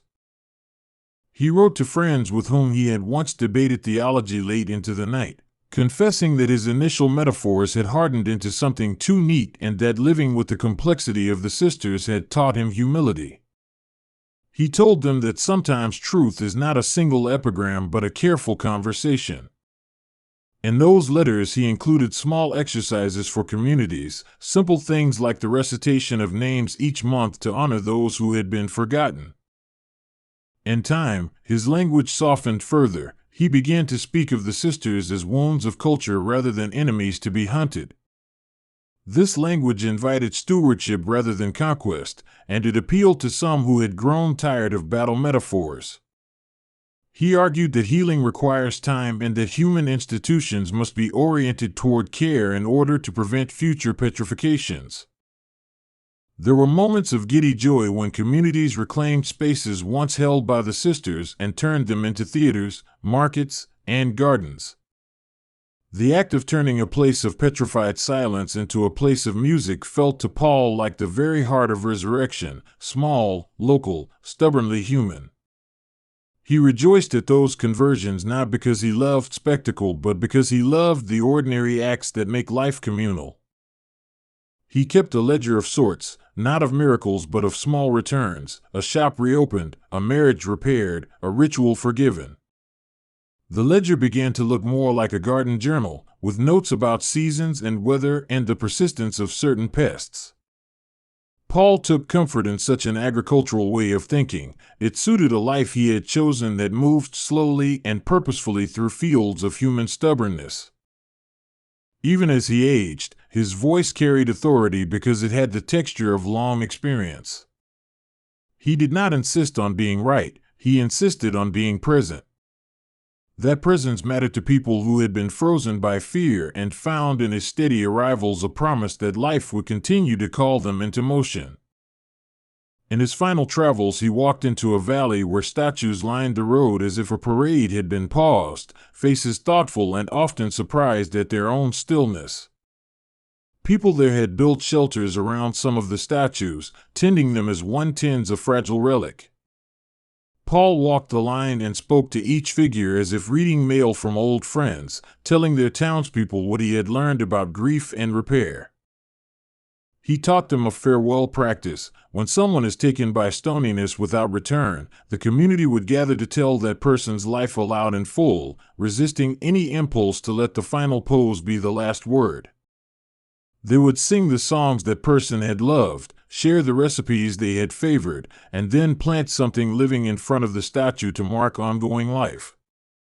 The practice became a small revolution against closure, a ritual that made memory into a creative force rather than a lock.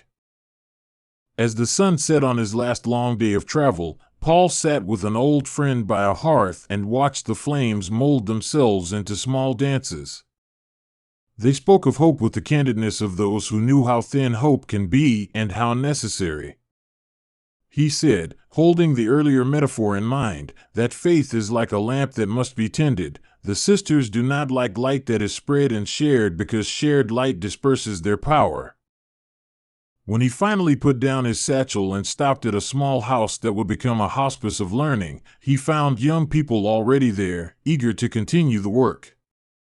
They were not disciples in the old sense, but keepers of a practice, people who had learned the craft of unmaking petrification through care and honest confession. He entrusted to them not only his letters but his habits, the way he listened, the way he asked questions that opened space rather than closed it. He did not vanish like a myth, he drifted into the quieter chapters of his life, content that the cumbersome machinery of rumor had been steered into conversations that mattered. The sisters did not disappear. No final battle made them obsolete.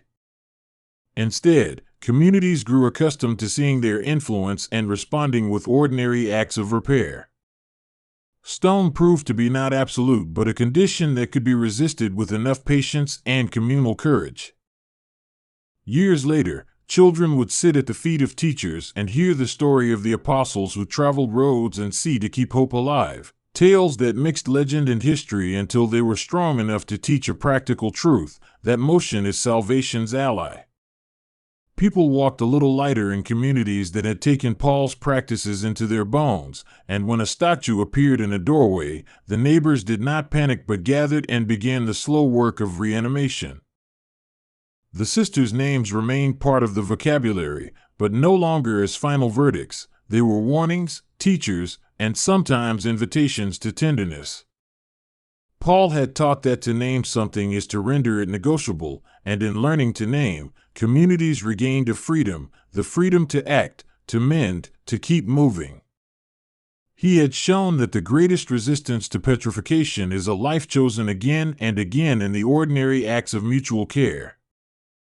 On the last cool morning of his life, the valley was full of birdsong, a small, persistent revolution against silence. He sat on a low wall and watched a child chase a dog through a fountain, and in that small chaotic dance of motion he felt everything he'd labored for: the beauty of bodies in motion, the dignity of speech, the humility of shared labor. He breathed in the scene like a benediction and felt the snug warmth of a life that had refused to be a monument. His final letter was not a treatise but a short note to a community he loved, reminding them to tell each other's stories and to plant gardens in front of old stones. He asked them to care for the petrified as they would any injured person, to keep their hands soft and their rituals flexible. He closed with a simple plea that they remain in movement, for motion is the least likely thing to be turned into a statue. The Gorgons continue to wake now and then, as seasons turn and certain human tendencies remain. But the world had learned new things: to name fear, to bind it with action, and to refuse quick fixes that became new hard things. Paul's work endured not because he had vanquished a monster, but because he had taught communities to practice life as a craft, and crafts do not go extinct, they are taught and passed. In the end, the story that began with rumor and terror ended not in final victory but in steady cultivation. People painted their houses bright colors so shadows would fit less easily into corners. They set up public gardens and theaters and instituted days of telling true stories full of small failures and reconciliations. The Sisters of Stone and Shadow remained part of the world, but they were no longer the last authorities in the lives of men and women who chose to keep moving. So the road went on, dusty and full of life, and Paul's footsteps were a rhythm in a longer music. He had been a traveler among many, a teacher among many, and what he left behind was less doctrine than craft, a set of practices for turning stone back into table, monument back into door. The Gorgons had awakened and taught the world to be watchful, but it was the world that learned to answer with grace and work, and in that answer, life continued. The road began as a line of salt and dust beneath sandals, but when night came it became a ribbon of silver under a sky that seemed to listen. He had been on roads like this before, a man who had learned to count the miles by the weight they lifted from his chest. The memories of Damascus and Tarsus sat in him like pebbles in a shoe, familiar irritations that shaped each step and reminded him of a past he could not unlearn. He walked because movement answered questions that prayer sometimes left unresolved, and because in motion the world showed its faces one after another, like reflections in a long hallway of mirrors. The sea was on the horizon, and the thought of it pulled like a faint memory of a voice he had once been called by. He could feel the salt on the air as if he had already crossed the water, and that was how stories began for him, half remembered and half made. In the mind of a traveler, the line between dream and map is thin, and tonight the margin held a myth that would not be left in the footnotes. Perseus, a name like a bell, began to toll at the edges of memory, summoning a hunt that would be at once ancient and strangely familiar. Perseus did not arrive like a hero from a marble statue. He came as an echo, sharpening in the hollow places of the soul where light and fear met. He was introduced by the wind and by the way the moon split itself into a cold blade, and suddenly the road was a stage and the traveler was listening to a story he half remembered from a childhood flicker of tales told around hearths. It is a peculiar thing to have an ancient figure step into the folds of a modern conscience, but myth has a way of being the language of what cannot be explained otherwise. The story unfolded for him as if someone else were telling it, and yet he knew every beat because the pattern of pursuit and deliverance was woven into the story he already carried. There was a woman at the center of the hunt, and when she appeared the world drew a breath. Medusa, they called her, a name wrapped in thorns and warning. She lived at the boundary of sight, where looking could become a weapon and where reflection could become fate. Her very existence posed the problem of sight, what it reveals and what it destroys. The traveler found himself thinking of sight in a new way, imagining eyes not merely as organs but as judges, and the act of looking as a moral decision with consequences. Perseus' journey toward Medusa required tools that were as much about perception as they were about swordplay. He carried with him a polished shield, a mirror that changed seeing into survival, and in that inversion the traveler heard a motif familiar from his own letters: to look at something without being consumed by it, to see and not be enslaved. The shield was a metaphor clothed as armor. It suggested that sometimes truth needs a reverse angle, a reflective tactic that lets the viewer confront what is deadly without being destroyed by direct contact. In the rhythm of the telling, blood and mirrors danced together like elements of a strange liturgy. Blood was not only a stain but also a seal, something binding and costly. Mirrors were not mere glass, but portals that allowed an outsider's perspective. The traveler, who had argued long nights about law and grace, found himself listening to how these symbols refracted his own theology. He thought of sin as a gaze that petrifies, of grace as the reverse mirror that allows movement and change rather than standing frozen in accusation. This was not a simple retelling of a myth.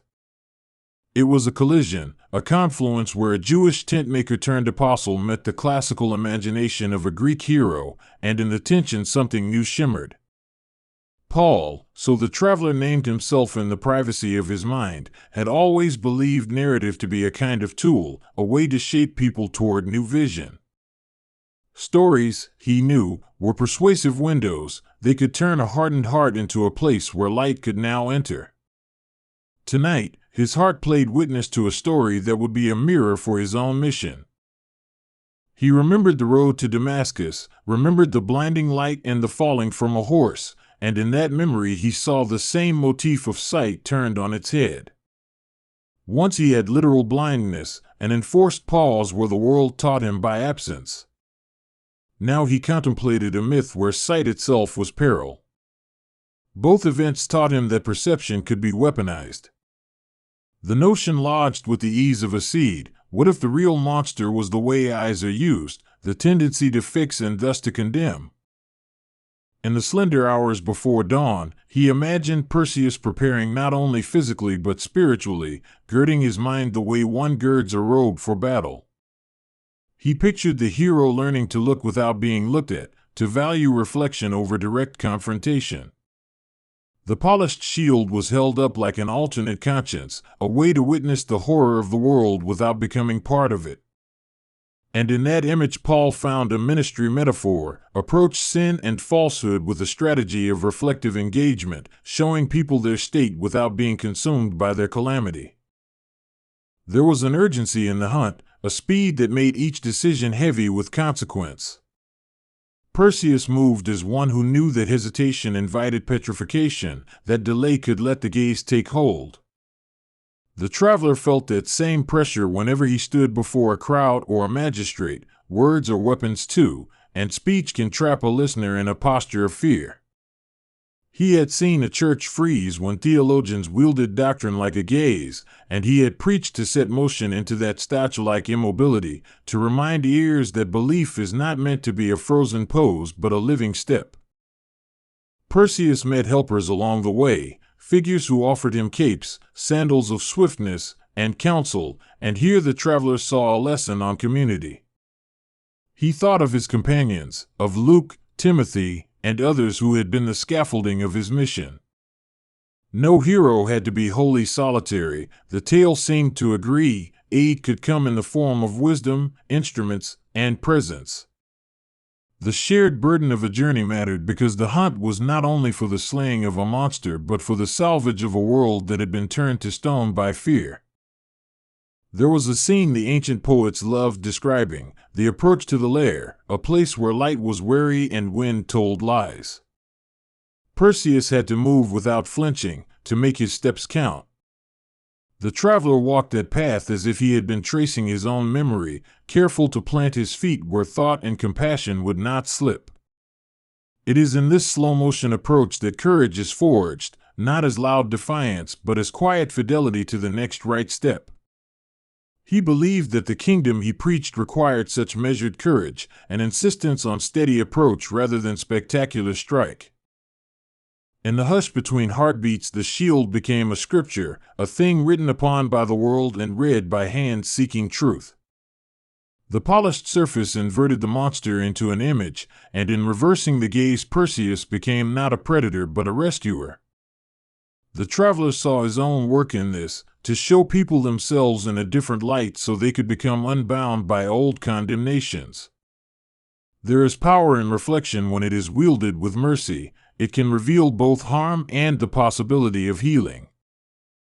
Medusa in the old tales had eyes that killed, hair like a nest of serpents tightening the throat of the world with dread. But the traveler, who had taught in cities and ships and prisons, found himself reinterpreting that dread as a social phenomenon. The gaze that petrifies is communal. It is the whisper of neighbors, the law's public finger, the rumor that fixes someone in a role they cannot escape.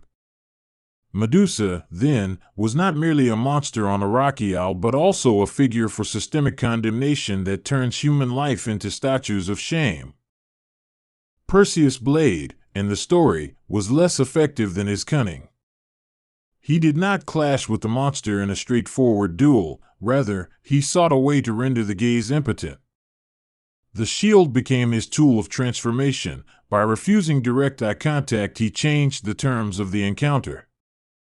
The traveler recognized an echo of this tactic in his exhortations. Do not attack the person with words as if they are the enemy, but change the angle of engagement to let truth do its work without lethal showmanship. There is a craft to such ministry, a tempering of zeal with strategy. The hunt required secrecy and sharpness, and Perseus learned to move with the grace of someone who had learned to listen. The traveler remembered nights spent listening to converts tell their stories, each account a quiet hunt for peace inside a chaotic life. The art of listening, he thought, is a kind of mirror. It reflects without judgment and allows others to see themselves. That reflective listening had been one of his most effective tools, as powerful as any letter or sermon, because it refused to petrify by condemnation and instead invited motion toward healing. When at last Perseus found Medusa, the air itself seemed to challenge courage. There was no fanfare. It was the hush before a winter's first frost, when breath hangs in the air and the world seems suspended. The hero shielded himself not with hubris but with the knowledge that a wrong move would make him a new statue in a graveyard of heroic intentions. The traveler could feel the tightness in his own chest at such moments, the same tightness that precedes a speech to a hostile crowd or a decision that could alter the course of entire communities.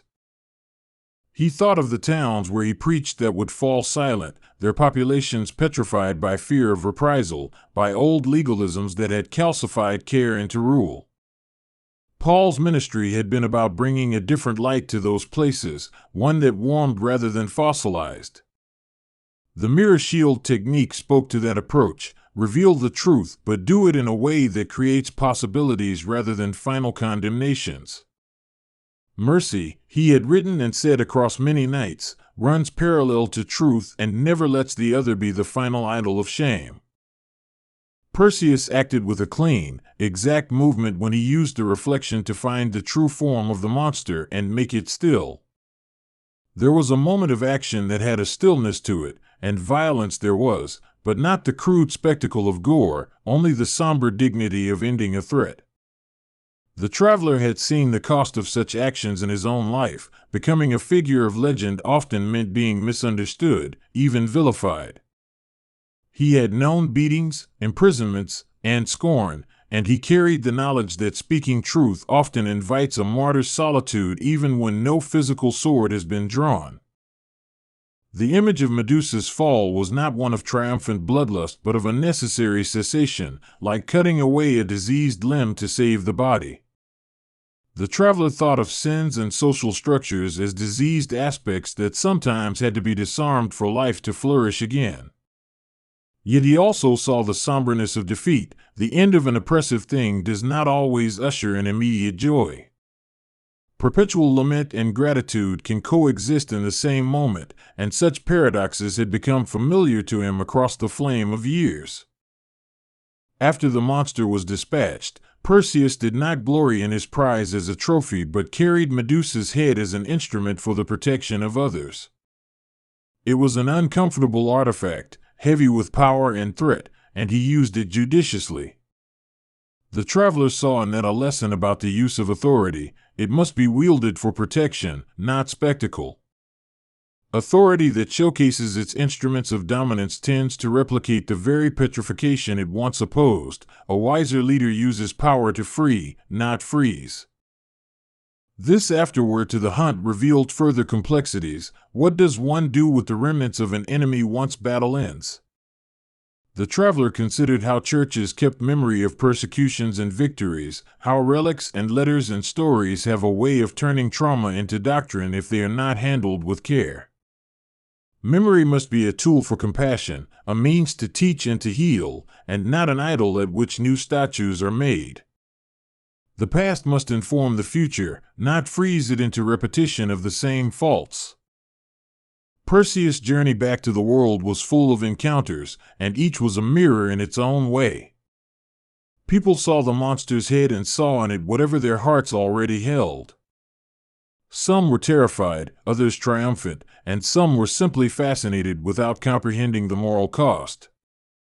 The traveler thought of audiences he had faced, how different hearts read the same gospel in different keys. It underscored a belief he held dear. The interpreter's heart is as powerful as the text itself, and sermons must be delivered with an awareness of how they will be reflected back into lives. In time, the image of Perseus and his mirrored shield settled into the traveler's own set of metaphors for ministry. He began to speak of mirrors and shields to his hearers, not invoking Greek gods, but using the language of sight and reflection to call people to humble self-recognition. The radical idea was simple: look, but let the look be transformative rather than fatal. He urged people to stand before reflection and allow themselves to be seen without weaponizing that vision against others. His letters, those small fires he tossed into distant gatherings, became instruments crafted in the same spirit. He wrote about sight and blindness, about being an ambassador and yet a servant, about law and freedom, and every letter carried a shard of the hunt's lesson: do not be the gaze that paralyzes. Letters functioned like portable shields, offering a reflective perspective that could be read and reread, considered and applied without the immediacy of mob judgment. They became a way to teach communities to see themselves in a light that invited movement rather than immobility. The metaphor deepened when he considered the way communities can become statues through ritual and regulation. Medusa's curse seemed, in that light, to be a social mechanism. It froze change and made people fear evolution within themselves. Laws, when divorced from compassion, can calcify into a gaze that arrests lives. The traveler had argued against such ossification many times, insisting that the law's purpose was never to be a masterpiece of condemnation but to point toward restoration. There was also a personal reckoning in the reflection. The traveler had his own moments of petrification, episodes in which shame or failure had made him freeze. He recollected times when fear had held his tongue, when pride had hardened his heart into something unyielding. The imagery of mirrors helped him to admit faults without letting them become prisons. Facing one's own statue is the first phase of change. Without that admission, no true movement toward grace is possible. Gradually, the myth thread and his apostolic identity braided together, forming a tapestry where each motif illuminated the others. Perseus became a mythic counterpart to his own calling, both figures navigating hostile realms carrying reflective instruments. The hunt was less about killing monsters and more about altering how the world saw itself. Paul, in this narrated dream, learned to see his ministry as a series of reflective acts: letters, conversations, shelter, and example, each one a polished surface to redirect deadly gazes into lifelines. There were moments when the parallel felt strained, where the ancient story resisted being folded into a theological program. Medusa's myth is not meant as a sermon, and ancient tales often carry cruelties and ambiguities that modern readers must interrogate. Yet the traveler saw value in the exercise of translation. Myths act as pressure tests for moral imagination. When you map an old image onto a new life, you expose what needs repair in the image and in yourself. On ships and in prisons, he had pondered mortality and the ephemeral nature of fame and terror. The Hunt offered him a meditation on endings that was not sentimental but sober. Monsters end, but their shadows remain. Slaying a beast does not erase the system that created it. There is a deeper work that follows, which requires cultivation of new structures of sight, teaching eyes to rest on mercy and to practice forgiveness as a kind of daily exercise. He retold parts of the myth on different nights, changing emphasis according to the congregation and the city. To some he stressed the shield and practical strategy, to others he lingered on the moment between motion and stillness, where courage is a patient decision rather than a headline. Each retelling refined his understanding and allowed people to find their own roles as Perseus in microcosm, those who use reflection to free rather than freeze. He wanted his listeners to leave with an internal mirror, an instrument to be used gently and wisely. There was also the unsettling thought that sometimes the monster might be within the one who hunts. When power becomes seductive, the hunter can mirror the hunted and begin a cycle of petrification. He had seen churches become abusive and leaders turn into tyrants dressed in righteousness. The hunt is a dangerous mirror if it tempts the hunter to relish authority instead of using it to serve. Awareness of that danger was a continual check on his own appetite for recognition and acclaim. The metaphor extended into practical pastoral scenarios. How do you approach a neighbor who lives in error? How do you engage a system that harms the vulnerable? The ancient technique of indirect sight offers a protocol: provide reflection without spectacle, protection without humiliation. In practice, this meant offering community structures that allowed for repentance and restoration rather than public annihilation. Ministries that used shame as a tool tended to replicate the gaze of Medusa, making everyone a possible statue instead of a person in progress. In the silence between sermons, he often reread letters of his own, searching for where he had perhaps looked too directly and where he had used mirrors wisely. He edited with a kind of humility that is rare among those prone to rhetoric. Admitting missteps was part of his craft. The reflective life includes audits of the self, a routine examination that will pull out stones lodged in the shoe before they become festering wounds. He wanted his writings to be instruments that made eyes soft, not weapons that turned people to stone. There were moments of playfulness too, moments when the myth amused him for reasons beyond instruction. He liked to imagine Perseus fumbling with sandals or trying to hold his breath as he approached the rock, humanizing the hero who often appears as flawless in statues and paintings. Humor is a salutary mirror. It loosens pride and allows for self-awareness. Even in the most serious tasks, the ability to laugh at one's own foibles keeps the soul supple and prevents martyrdom from becoming narcissism. At times, the traveler considered the cosmic irony that his Roman audience would find the Greek myth both familiar and foreign, a set of images that appealed to their cultural imagination while his message reached into their consciences. He conducted a cultural translation, taking imagery from their myths and reshaping it with a moral edge. The narrative exchange allowed people to grasp truths that otherwise slipped by, because stories are the scaffolding on which new ideas climb into hearts. He believed words, carefully chosen, can be like soft mirrors that reveal without wounding. The motif of blood required careful handling because in many of his contexts blood was the language of covenant, sacrifice, and witness. He refused to romanticize violence, understanding that blood metaphorically stands for cost and binding, not for entertainment. The hunt's blood was the price of confronting what petrifies a community, and sometimes that cost is real in terms of suffering endured. A theology that ignores cost is shallow, yet one that dwells on violence for its own sake loses its soul. There were also seasons where he felt hunted himself, targeted by authorities who misread his intent. He found solace in the subtlety of the shield concept. Sometimes the only way to survive persecution is to move with reflection and prudence. He learned to protect his spirit through practices that were both practical and spiritual: sharp-minded counsel, solidarity with coworkers, and prayer that reoriented sight to compassion. In survival, there is an ethics of angles. How you look at danger often determines whether you become a statue or a witness. This whole sequence of thought taught him to be attentive to language in another way. Words petrify when used as final verdicts, and he had seen ecclesiastic language calcify into law-like weapons.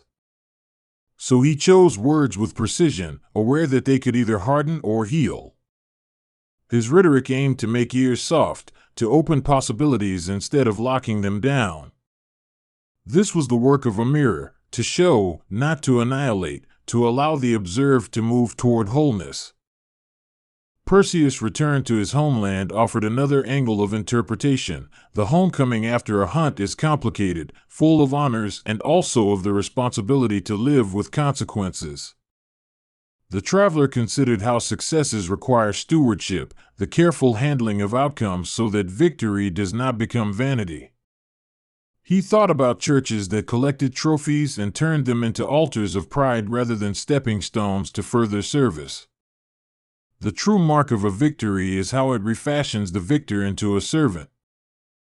Sometimes he imagined the scene with a satirical twist, thinking how absurd it would be to parade Medusa's head at banquets and call it entertainment.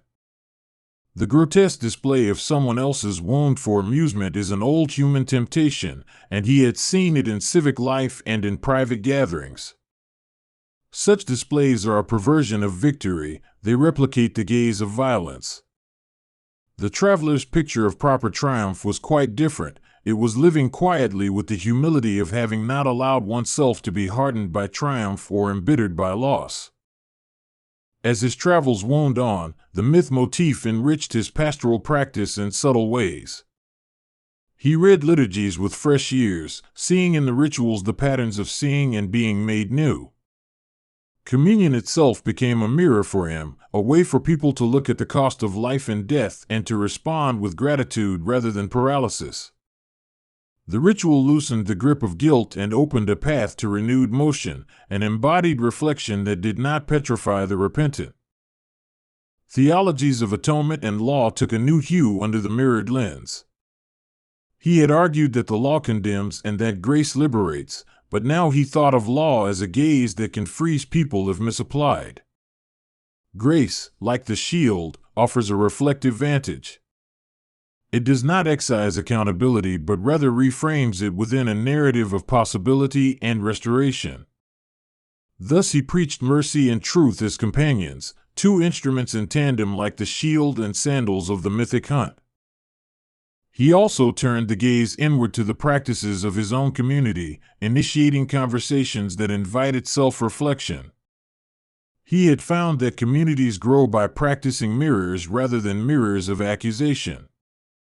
The patient work of mutual correction freed people from shame cycles and created cultures of restitution.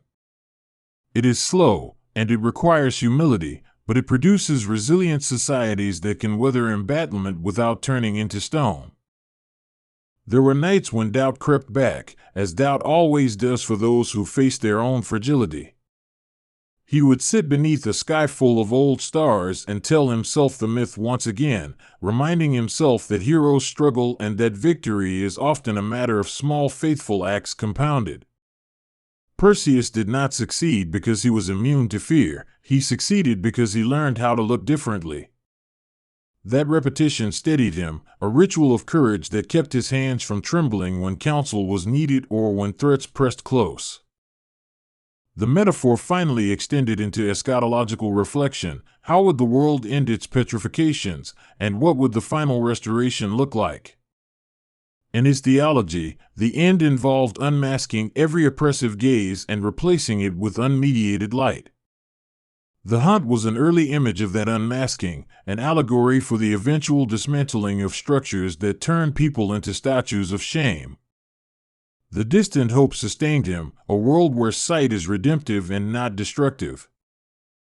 As years thickened the narrative, Perseus and Medusa remained companions in his inner library, their interplay illustrating the stakes of perception.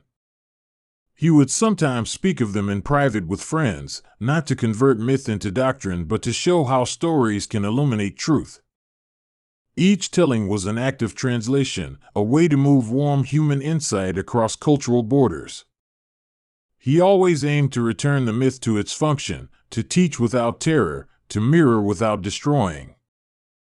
There were times when he feared his reinterpretation might itself become an idol, a shiny new doctrine that petrified nuance. He was wary of constructing metaphors that ossified into rigid systems, aware that every image can calcify if overextended.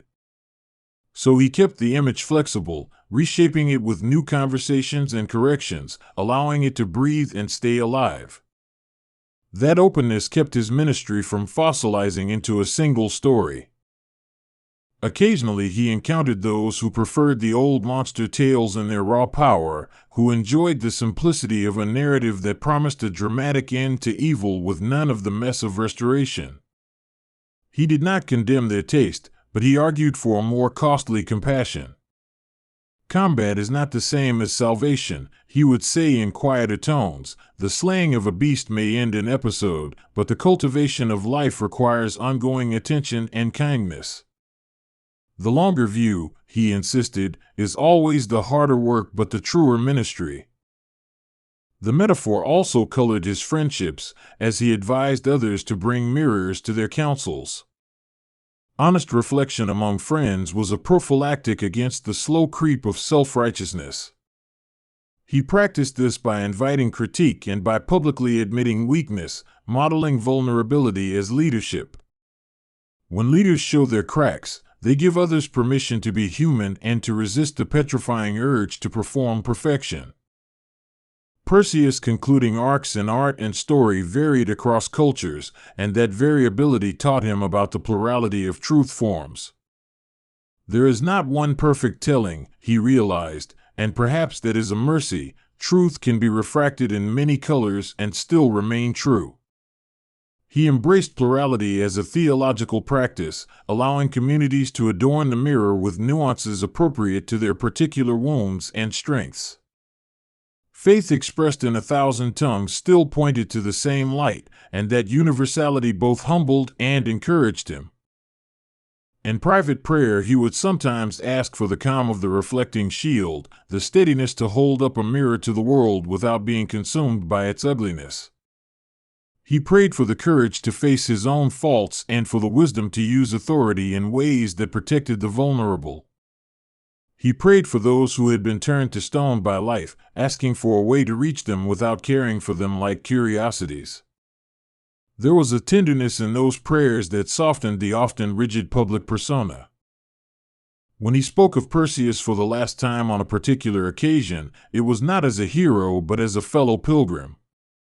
He asked his audience to stop seeking gory victories and to start looking for ways to restore movement to lives immobilized by fear.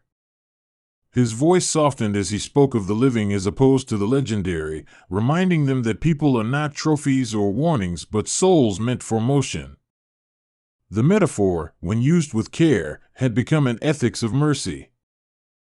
The hunt of blood and mirrors, as he finally articulated it, was not a simplistic narrative of conquest but an extended meditation on perception, power, and pastoral care. It asked those who listened to reconsider how they looked at the world and at each other. In its best form, it urged reflective courage, the patient removal of petrifying gazes, and the cultivation of restorative practices. That balancing act between truth and tenderness became the hallmark of his instruction, a way to keep the church from becoming its own monster. Even as his life wound toward its end, he kept the image alive in his correspondence and in final conversations with friends and disciples. He wanted his followers to inherit a way of seeing that valued restoration over spectacle. He placed his hope not in the triumphalism of the sword, but in the perseverance of communities that practiced mercy daily. The mirror shield remained, in his mind, both a symbol and a tactic, a way of engaging a world that often mistook spectacle for righteousness. So the story folded back on itself, myth met letter, hero met apostle, and the hunt's lesson settled into a daily regimen of humility and action. The traveler, older now, his sandals worn and his feet familiar with pilgrimage, knew that images are never ends in themselves but means toward a more compassionate life. He had learned to hunt not to slaughter but to disarm, not to parade victory but to steward it into service. In the end, his life became a string of reflective acts, a long practice of looking with mercy and acting with restraint. And when the sea finally took him on a voyage beyond the maps he knew, the images of shields and mirrors accompanied him like faithful companions. He could imagine Perseus at his side, sandals dusty from travel, the hero's shield reflecting the changing light.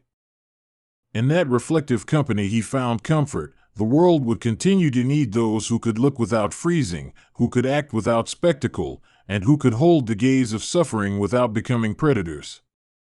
The hunt, it seemed, never truly ends. It transforms into the daily labor of keeping sight tender and justice alive. He begins on a road under the low, indifferent sky of a world that thinks itself finished with miracles. The man they would call Paul was once Saul, a name like a gauntlet thrown at history. He moves through cities and provinces with a stride that seems ordinary, and yet everything about him will end up reshaping what people believe death can mean. At first there is the cadence of a life shaped by the law and the synagogue, sharp syllables and precise thought. He is trained to argue, to remember, to press the margin of law into the lives of others. That strictness is a kind of armor, and he wears it for a time as if the armor were his identity. Then there is a light that breaks across the road to Damascus, a flash that severs certainty in an instant. That event is both personal collapse and reorientation, a conversion that makes the past a province to be crossed rather than a fortress to defend. He rises from the humility of that blinding encounter with a mission that will not relent. His voice begins to change after that, at first small ripples and then entire currents of speech. Where he once sought to silence, he now seeks to speak. Where he once persecuted, he now pursues a different kind of conviction. The urgency of this new voice is not merely rhetorical, it is a pulse that will carry him through prisons, shipwrecks, and the quiet rooms where letters are written by lamplight. He walks over stones that hold the shadows of empires and cities that smell of fish and clay. In each place he stays just long enough to bend a life, to leave a seed that will germinate on other soil. The missionary journeys are less like tourist itineraries and more like the detailed tracings of a map that will come to be read as a blueprint for a faith unfolding. Letters accumulate like footsteps. They are sent to churches in Thessalonica, Corinth, Galatia, Philippi, Colossae, and Rome. In these epistles he argues, comforts, rebukes, and offers theological reflections that ripple outward. They are voices in a noisy market, sometimes clear and sometimes fractured, but always insistently present. The idea of power beyond death first appears not as triumphalism but as a paradox. Paul speaks of weakness made strong, of lightness that outlasts weight. He frames death not as an annihilation but as an entry into a new register, an altered economy where the metrics of honor and shame are turned on their heads. He uses images that are at once biblical and startlingly intimate. Seed dropping into the earth, a soldier under discipline, a runner finishing a race. These images map a territory where death is a form of change rather than an end, a literal decomposition that conduces to spiritual fruitfulness. The language is simple on the ear, but it is like a hand that reorients a compass. Listen to how he reframes suffering. It becomes apprenticeship, a school of endurance that is not merely passive. There is a crafted stamina to his account, a sense that what happens to the body can be enlisted for a greater narrative. He refuses to let suffering be merely a private pity. He transmutes it into instruction for communities that must learn to persist. His theology is argumentative because it is pastoral. He writes to people living ordinary lives under ordinary pressures and then points them toward an extraordinary posture. The resurrection is not a mystery to be admired at a distance. It is a locomotive of meaning that changes how one organizes hope, expectation, and daily conduct. Consider how he talks about the body. It is at once a temple and a tent, something that houses the divine and also seasons the human. Paul insists that the physical is not to be despised because it fades. Instead, it is given dignity by its tie to an enduring reality, and thus the body becomes a theater of divine continuity. There is a paradox in his language about defeat and victory. He relishes the language of being crucified with Christ while simultaneously celebrating life in Christ. To hear him narrate it is to feel a tug between loss and possession, between a backward-looking pain and a forward-looking reclaiming. That tension is the heart of what he means by a power that survives death. Even his metaphors about clothing and transformation have a tactile life. He speaks of putting on and taking off garments, of being clothed from the inside out. It is as if identity itself is a series of layers, each removable, each temporary, and yet some garments are stitched by realities that death cannot unpick. These are the garments he hopes will outlast bones and breath. When he writes to communities under duress, he does not offer abstractions. He names quarrels, greed, sexual misconduct, and the petty cruelties that make communal life fractious. He writes with a practical tenderness, because he knows that promises about life after death can come off as dismissive if they are not tethered to the moral and social struggles of the living. Listen to the cadence of consolation in his words. It is never sentimental because it does not seek to anesthetize pain. Instead, it turns pain into a vector, something that has a direction and an end, something that can teach if one has ears to hear. The pastoral tone is a steady hand that seeks to steady others in the turbulence of loss. He is frequently countercultural in the way he imagines community.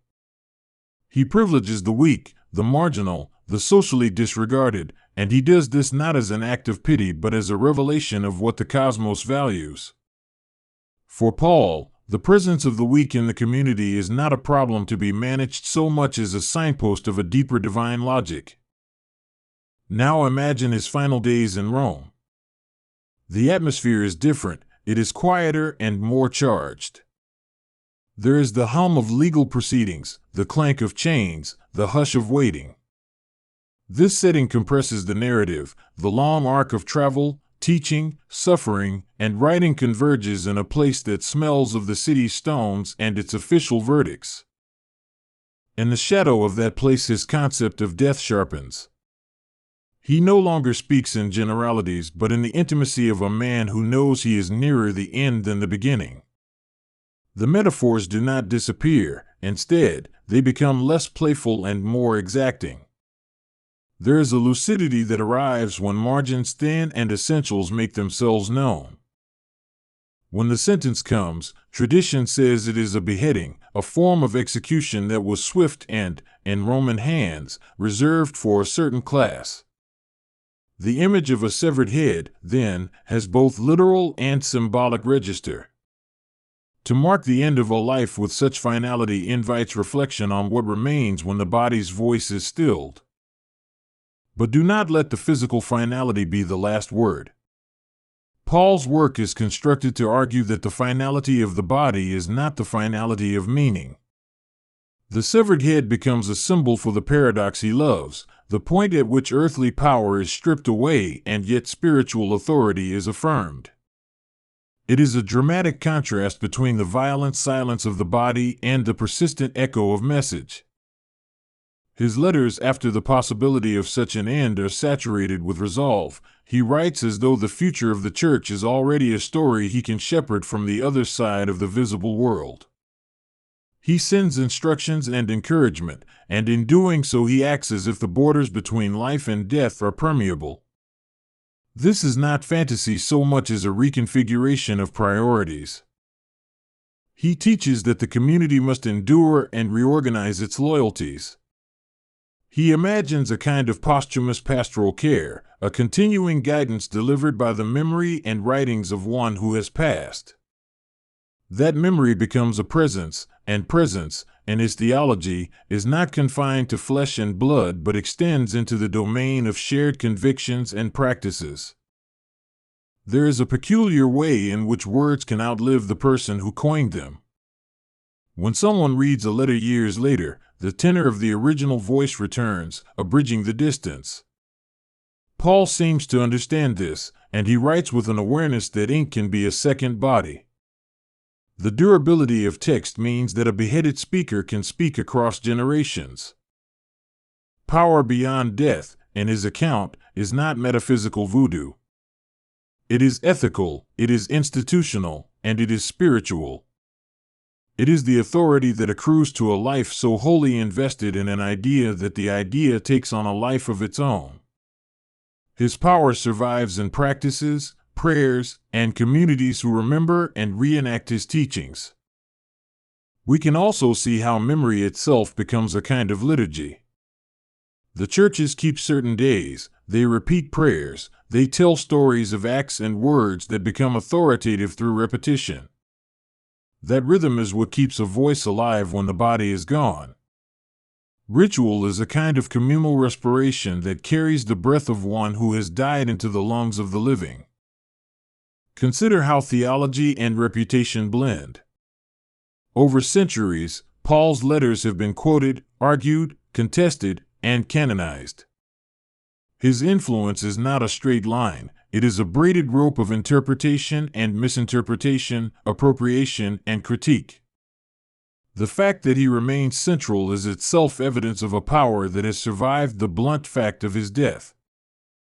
At the same time, we must admit that the memory of a person can be reshaped into instruments that the original would not recognize. Paul's writings have been used to justify power and to contest it. They have been enlisted for hierarchical control and for radical equality. This dual potential is a testimony to the malleability of influence. To live beyond death is to be claimable by many narratives. Look at the communities he addressed. They were diverse, often riven by local conflicts, commerce, and the particularities of place. Yet through letters and emissaries, a sense of belonging spread. That belonging is a structural form of power, because communities that see themselves as part of a longer story acquire an endurance that outlives their daily trials. There is also an aesthetic of rhetoric in his surviving words that contributes to their longevity. His sentences are compact, sometimes abrupt, sometimes expansively metaphorical. The rhythm allows for memorization, for recitation, and thus for the gradual accretion of authority. Oral cultures especially find in his cadences a vessel that carries meaning across time. In some places Paul is transformed into a martyr who confounds his executioners even at the end. In such portrayals the severed head becomes a crown, a paradoxical regalia that dignifies death. That imagery is not literal piety so much as myth-making that seeks to communicate the idea that death did not defeat him. It turns brutality into a sign of transcendence. Yet even as legend grows, the historical man remains textured and imperfect. His letters reveal a person wrestling with personal limitations, chastened by failures and beset by human anger. He can be doctrinally firm and relationally brittle, passionate for truth and sometimes uncomfortably severe. These human edges make the figure alive, not merely an icon of sanctity. There is a tension between the man who suffered and the man who sought to shape institutions. Paul is both itinerant prophet and proto-bureaucrat, sometimes ambiguous about how centralized authority should be exercised. His guidance about leadership and order circulates through communities that are trying to balance charismatic inspiration with sustainable structure. This tension is part of his afterlife, because later leaders lean on different parts of his legacy. In discussing power beyond death, we must also look at how opponents remember him. Those who disagreed with his theology sometimes caricatured him, and those conflicts are part of the forensic record of his influence. Critique sharpens memory, it forces a tradition to define itself. So Paul's legacy is as much a product of debate as of devotion. The language of sacrifice appears frequently in his thought, but he reframes sacrifice away from violence toward voluntary self-offering. He does not romanticize suffering, he harnesses it as a metaphor for love and fidelity. The offering he enjoins is relational, a loving commitment to others that outlives self-interest and thereby accrues a kind of immortality in communal life. All of this feeds into a broader cultural memory. Artists, poets, and theologians after him will riff on the motif of the severed head as both horror and emblem. Painful imagery begets imaginative response, and what was once a legal execution becomes a literary and artistic touchstone. The image circulates, and with each iteration it accrues additional layers of interpretation. Yet the heart of Paul's message remains relentlessly concerned with transformation. He is not fascinated by death for its own sake. He uses death as a hinge on which the possibility of a new ethic swings. This ethic is generous, counterintuitive, and often inconvenient to power structures that prefer stability over radical accountability. There is a practice of remembering the dead that Paul helps to normalize. It is not merely mourning but a continuing engagement with the ideas and relationships of the deceased. Communities develop commemorations that keep a narrative alive. These practices are ways of preserving authority after physical cessation and are part of what he means by enduring power. He also redefines glory. For Paul, glory is not the ostentatious power of empire, but the hidden beauty of lives reoriented by humility. This redefinition undercuts conventional honors, and yet it consecrates forms of moral excellence that are more durable than political favor. Paul's idea of glory is sideways to worldly measures, and this lateral move sustains influence beyond temporal reigns. In personal admonitions, he writes with specificity that betrays his immediacy: mend relationships, forgive debts, share food, remember the poor. These directives are mundane, and they are the mortar of enduring communities. They become the practical outworking of a theology that insists life after death must be prepared for in the ethics of everyday conduct. You can almost hear his voice in the fragments that survive. It is urgent but weary, convinced but compassionate. There is an intimacy that slips past the rhetoric, the cadence of someone who has often been alone, who has been mocked and beaten, and who has still chosen to love. That intimacy is magnetic because it invites imitation rather than mere admiration. Consider the way his letters are used liturgically. Read aloud in gatherings, they stitch disparate congregations together. The habit of reading and interpreting the same texts allows communities to participate in a shared narrative rhythm. The repetition contextualizes suffering, gives shape to hope, and so makes the generative power of his words a living thing. Paul is also a teacher of boundaries. He writes about what should be kept within the fold and what should be excluded.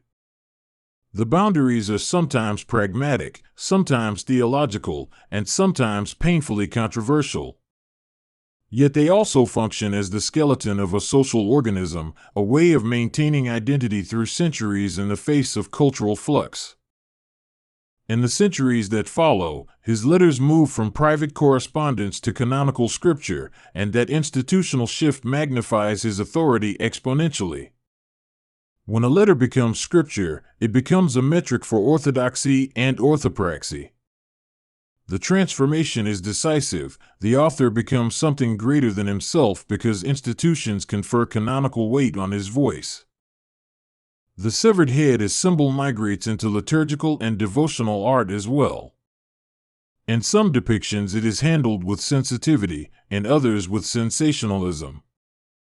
The aesthetic choices tell us about the cultures remembering him. Some seek to edify, others to shock, and some to naturalize the violence as part of a drama of redemption. The multiplicity of portrayals keeps him alive in the cultural imagination. We must not fail to notice the political uses of his legacy. Rulers and rebels alike have quoted Paul when convenient. Scripture can be wielded as a sword or held up as a shield. The malleability of his words makes them potent tools for persuasion. Their ambiguity invites appropriation. To survive death is thus to become a resource for agendas large and small. Yet there is something stubbornly irreducible about the core of his message. When read with attention to context and tone, it presses toward a sociality that honors the vulnerable. It undermines triumphalist narratives by centering sacrifice and mutual care. That insistence is one reason his influence is not mere nostalgia but a living challenge to systems that forget the weak. Think about the personal letters to friends, the farewell notes and appeals. You find fingerprints of affection and concern that resist being subsumed by grand theological claims. These small documents are the human scaffolding of his larger theology.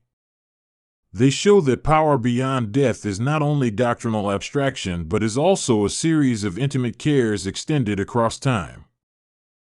Because his words travel, they are translated and paraphrased, and translation itself is a kind of resurrection. New languages bring new inflections. Each time a sentence is rendered into another tongue, a part of Paul's voice is reimagined.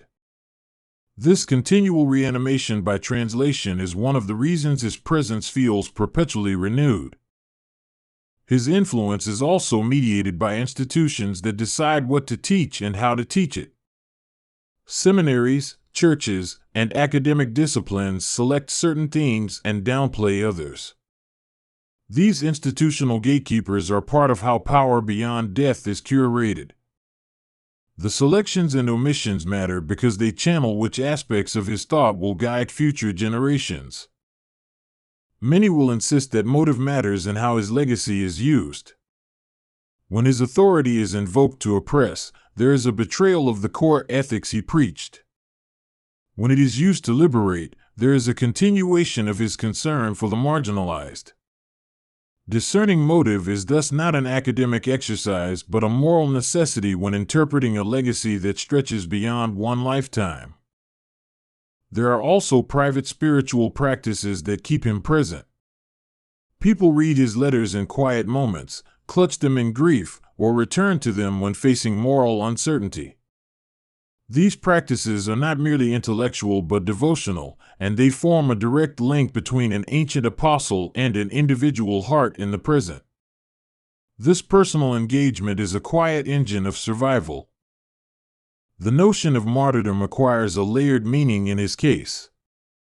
Martyrdom is not only the shedding of blood but the public witnessing to a conviction that renders life intelligible. The severed head then becomes emblematic of a testimony that refuses to be nullified by execution. It is testimony transplanted into the social memory and sustained by ritual retelling. Look closely at the rhetorical skill that makes such testimony compelling. He anticipates objections, he reframes situations, he appeals to shared memory. His persuasion is a craft, honed by argument and lived experience. That craft is teachable and therefore portable. It can be learned by others who will carry on the argument when he cannot. The story of his life also resonates because it is not static. Each generation rereads him in light of new questions, and he has shown a capacity to be read on multiple registers. Sometimes he is a doctrinal heavyweight, sometimes an advocate of social justice, sometimes a man of pastoral tenderness. The multidimensionality resists fossilization and thus contributes to a form of living power. Even critics who disagree with his conclusions often find themselves shaped by his method. The clarity of his analytical moves and the moral seriousness of his demands provoke engagement rather than mere dismissal. Interaction, even contentious interaction, is a way of keeping a thought alive. Debate extends life as surely as reverence does. The image of a severed head also forces a metaphysical inquiry into presence and absence.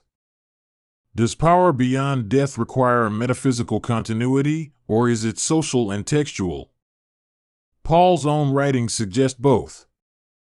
He allows for a spiritual continuity that is more than memory but less than a reanimation of flesh. This nuanced view keeps the debate lively across centuries.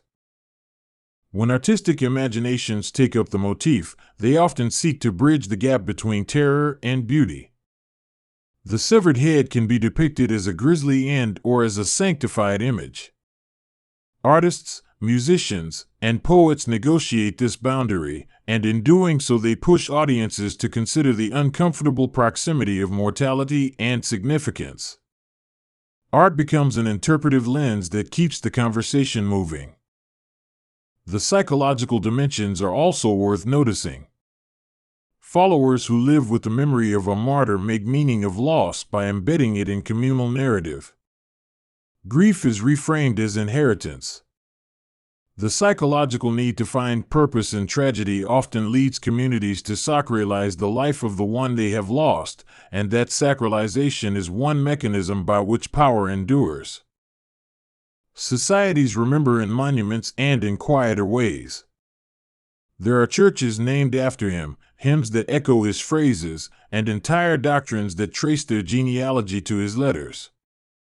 The material culture of remembrance, buildings, liturgies, inscriptions, anchors a tradition in the visible world and so resists the eroding currents of forgetfulness. This permanence is part of the answer to the question of power beyond the grave. Yet even monuments can be contested. The meanings invested in stones shift with the tides of culture. A monument once intended to honor might later be interpreted as a symbol of power abused. The reception history is messy, showing that survival beyond death is not merely a function of original intent but of ongoing reinterpretation.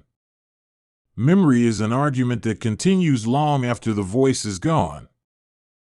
There is a democratic aspect to how his influence spreads.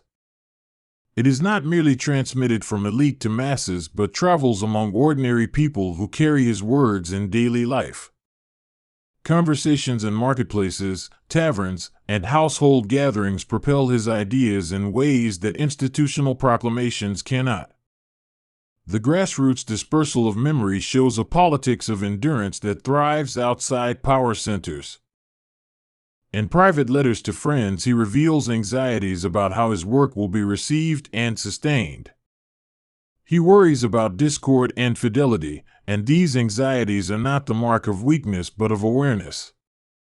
He understands that the survival of an idea requires continual tending, and so he instructs those he trusts to guard what has been entrusted to them. There is also a somber note in the way he anticipates being misread. He knows that his emphases can be twisted and that his rhetoric might be appropriated for ends he would not endorse. That foreknowledge is part of the complexity of his legacy. The very power that enables influence is also the vector by which distortion travels. He writes with this risk in mind. Despite the risks, his confidence in a future beyond mortality remains robust. He frames hope not as escapism but as a reorientation of action. Hope, for Paul, demands a certain ethical comportment. It requires the living to embody the future they claim to await. This ethical demand is part of the durability of his voice because it insists on practical continuity between belief and conduct. The ecclesial structures that grow up around his teachings also help institutionalize his memory. Bishops, councils, and creeds eventually formalize certain readings and exclude others. The institutionalization can give clarity and resilience, but it can also ossify. This double edge shows the difficulty of preserving the dynamism of a voice within the rigidity of bureaucratic systems. Another way to think about power beyond death is to look at how traditions of scholarship resurrect his intent. Scholars across centuries have sought to trace his thought back to original contexts and to translate his idioms for new audiences. Each generation of interpreters becomes a kind of steward, deciding which aspects of his thought should be emphasized and how they should be taught. Scholarship is thus a form of memorial labor. One striking aspect of his survivability is the way small fragments of text can wield enormous influence. A single sentence taken out of context can shape doctrine, law, and communal life. This potentiation of a phrase shows the power of rhetoric and the responsibility of those who read and transmit. It also underscores the precariousness of a legacy that depends on careful interpretation. In some eras, his voice provides consolation in times of persecution, in others it furnishes moral vocabulary for peace and reform. The pliancy of his thought to address widely different circumstances is part of its staying power. He offers categories, grace, law, faith, hope, that can be recast to meet varying human needs without losing a core ethical thrust. The image of the severed head returns in liturgies and meditations as a way to face mortality honestly without succumbing to despair. Worship that remembers martyrdom does not wallow in violence but seeks to transmute sorrow into moral commitment. The ritual remembrance is meant to keep the memory active in a way that inspires present action. Consider how his personal suffering functions as pedagogy. His scars and hardships are not merely authenticators of courage, but are used to teach resilience and dependence on a power beyond self. The narrative of suffering as schooling is attractive because it promises purpose. It reframes pain as a medium of formation rather than a meaningless affliction. The theological innovations he advances about the resurrection also contribute to his long shadow. He offers images that allow communities to imagine not oblivion but reunion and restoration. These images answer existential questions with narratives of continuity, which is an enduring human need. The hope he offers thus resonates across cultural boundaries. His rhetorical strategy often includes a kind of moral imagination that invites readers to inhabit futures they cannot yet see. He describes a world reconstituted in justice and mercy, and he insists that the imagination of such a world affects present behavior. This narrative causality, future vision shaping present action, forms part of the reason his apprenticeship model of discipleship perpetuates. The moral seriousness of his demands can be discomforting. He calls for an uncompromising loyalty that can unsettle comfortable social arrangements. To follow him is sometimes to choose ostracism or even danger, and yet that cost is framed as meaningful because it participates in a larger story. The willingness to accept such costs is a particular kind of power that prizes fidelity over advantage. In the midst of all this reinterpretation, there remains a simple, human poignancy, the sense that a man loved certain people and wanted them to endure. That tenderness is not doctrinal, it is the kind of love that writes letters and sends messengers. The personal investments are the scaffolding for the more abstract legacies. They are the small commitments that prove the durability of an idea. There are also darker turns in his afterlife to acknowledge. His words have sometimes been used to justify exclusion, to silence dissent, and to consolidate male-dominated structures. These misuses remind us that survival beyond death is not automatically benign. The posthumous life of a teaching requires discernment and critical engagement by each generation. And yet, even critics concede that his insistence on love and community is profound. The centrality of love as the fulfillment of law makes his ethics less about coercion and more about formation. The moral gravitational pull of that insistence is one reason his influence persists. It addresses a fundamental hunger for a life that is both meaningful and relational. It is telling that communities who have never seen Rome or Ephesus or Corinth still form their rituals around the cadence of his ideas. The geography of his influence is not limited by his travel but is extended by textual transmission and communal practice.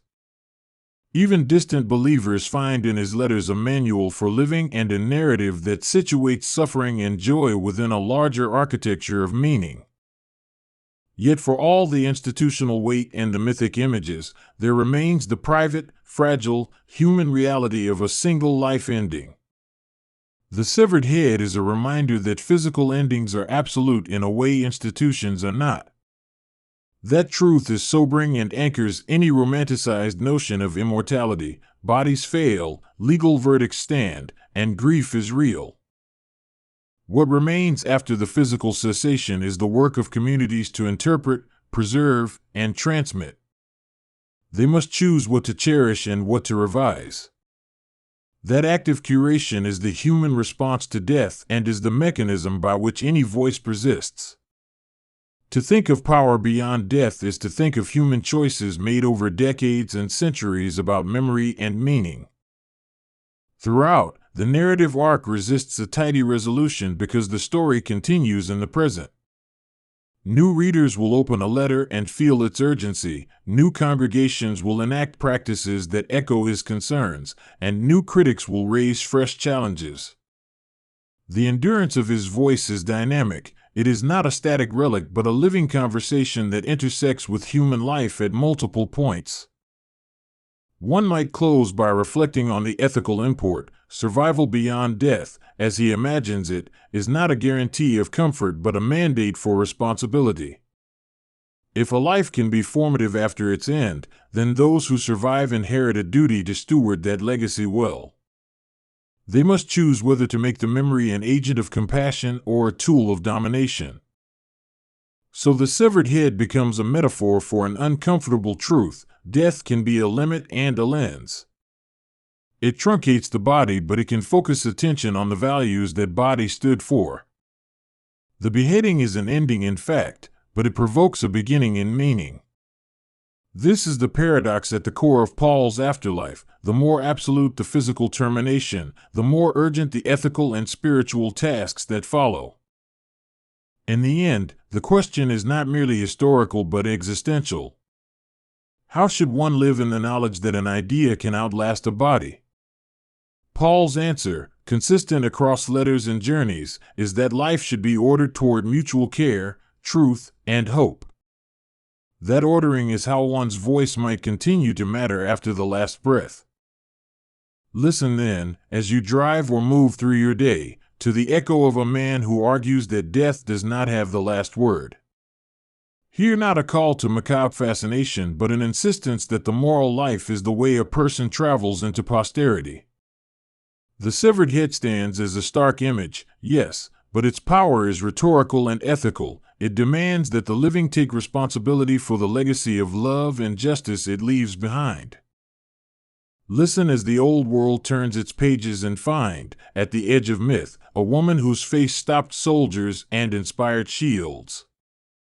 Medusa's name arrives like a coin dropped into water, rippling outward through centuries of speech, art, and thought. In one telling she is a monster, in another a victim, and in all she remains unforgettable. Her name still ripples through the ages. Subscribe and write in the comments if what stays with you most is her curse or the way she turned it into strength.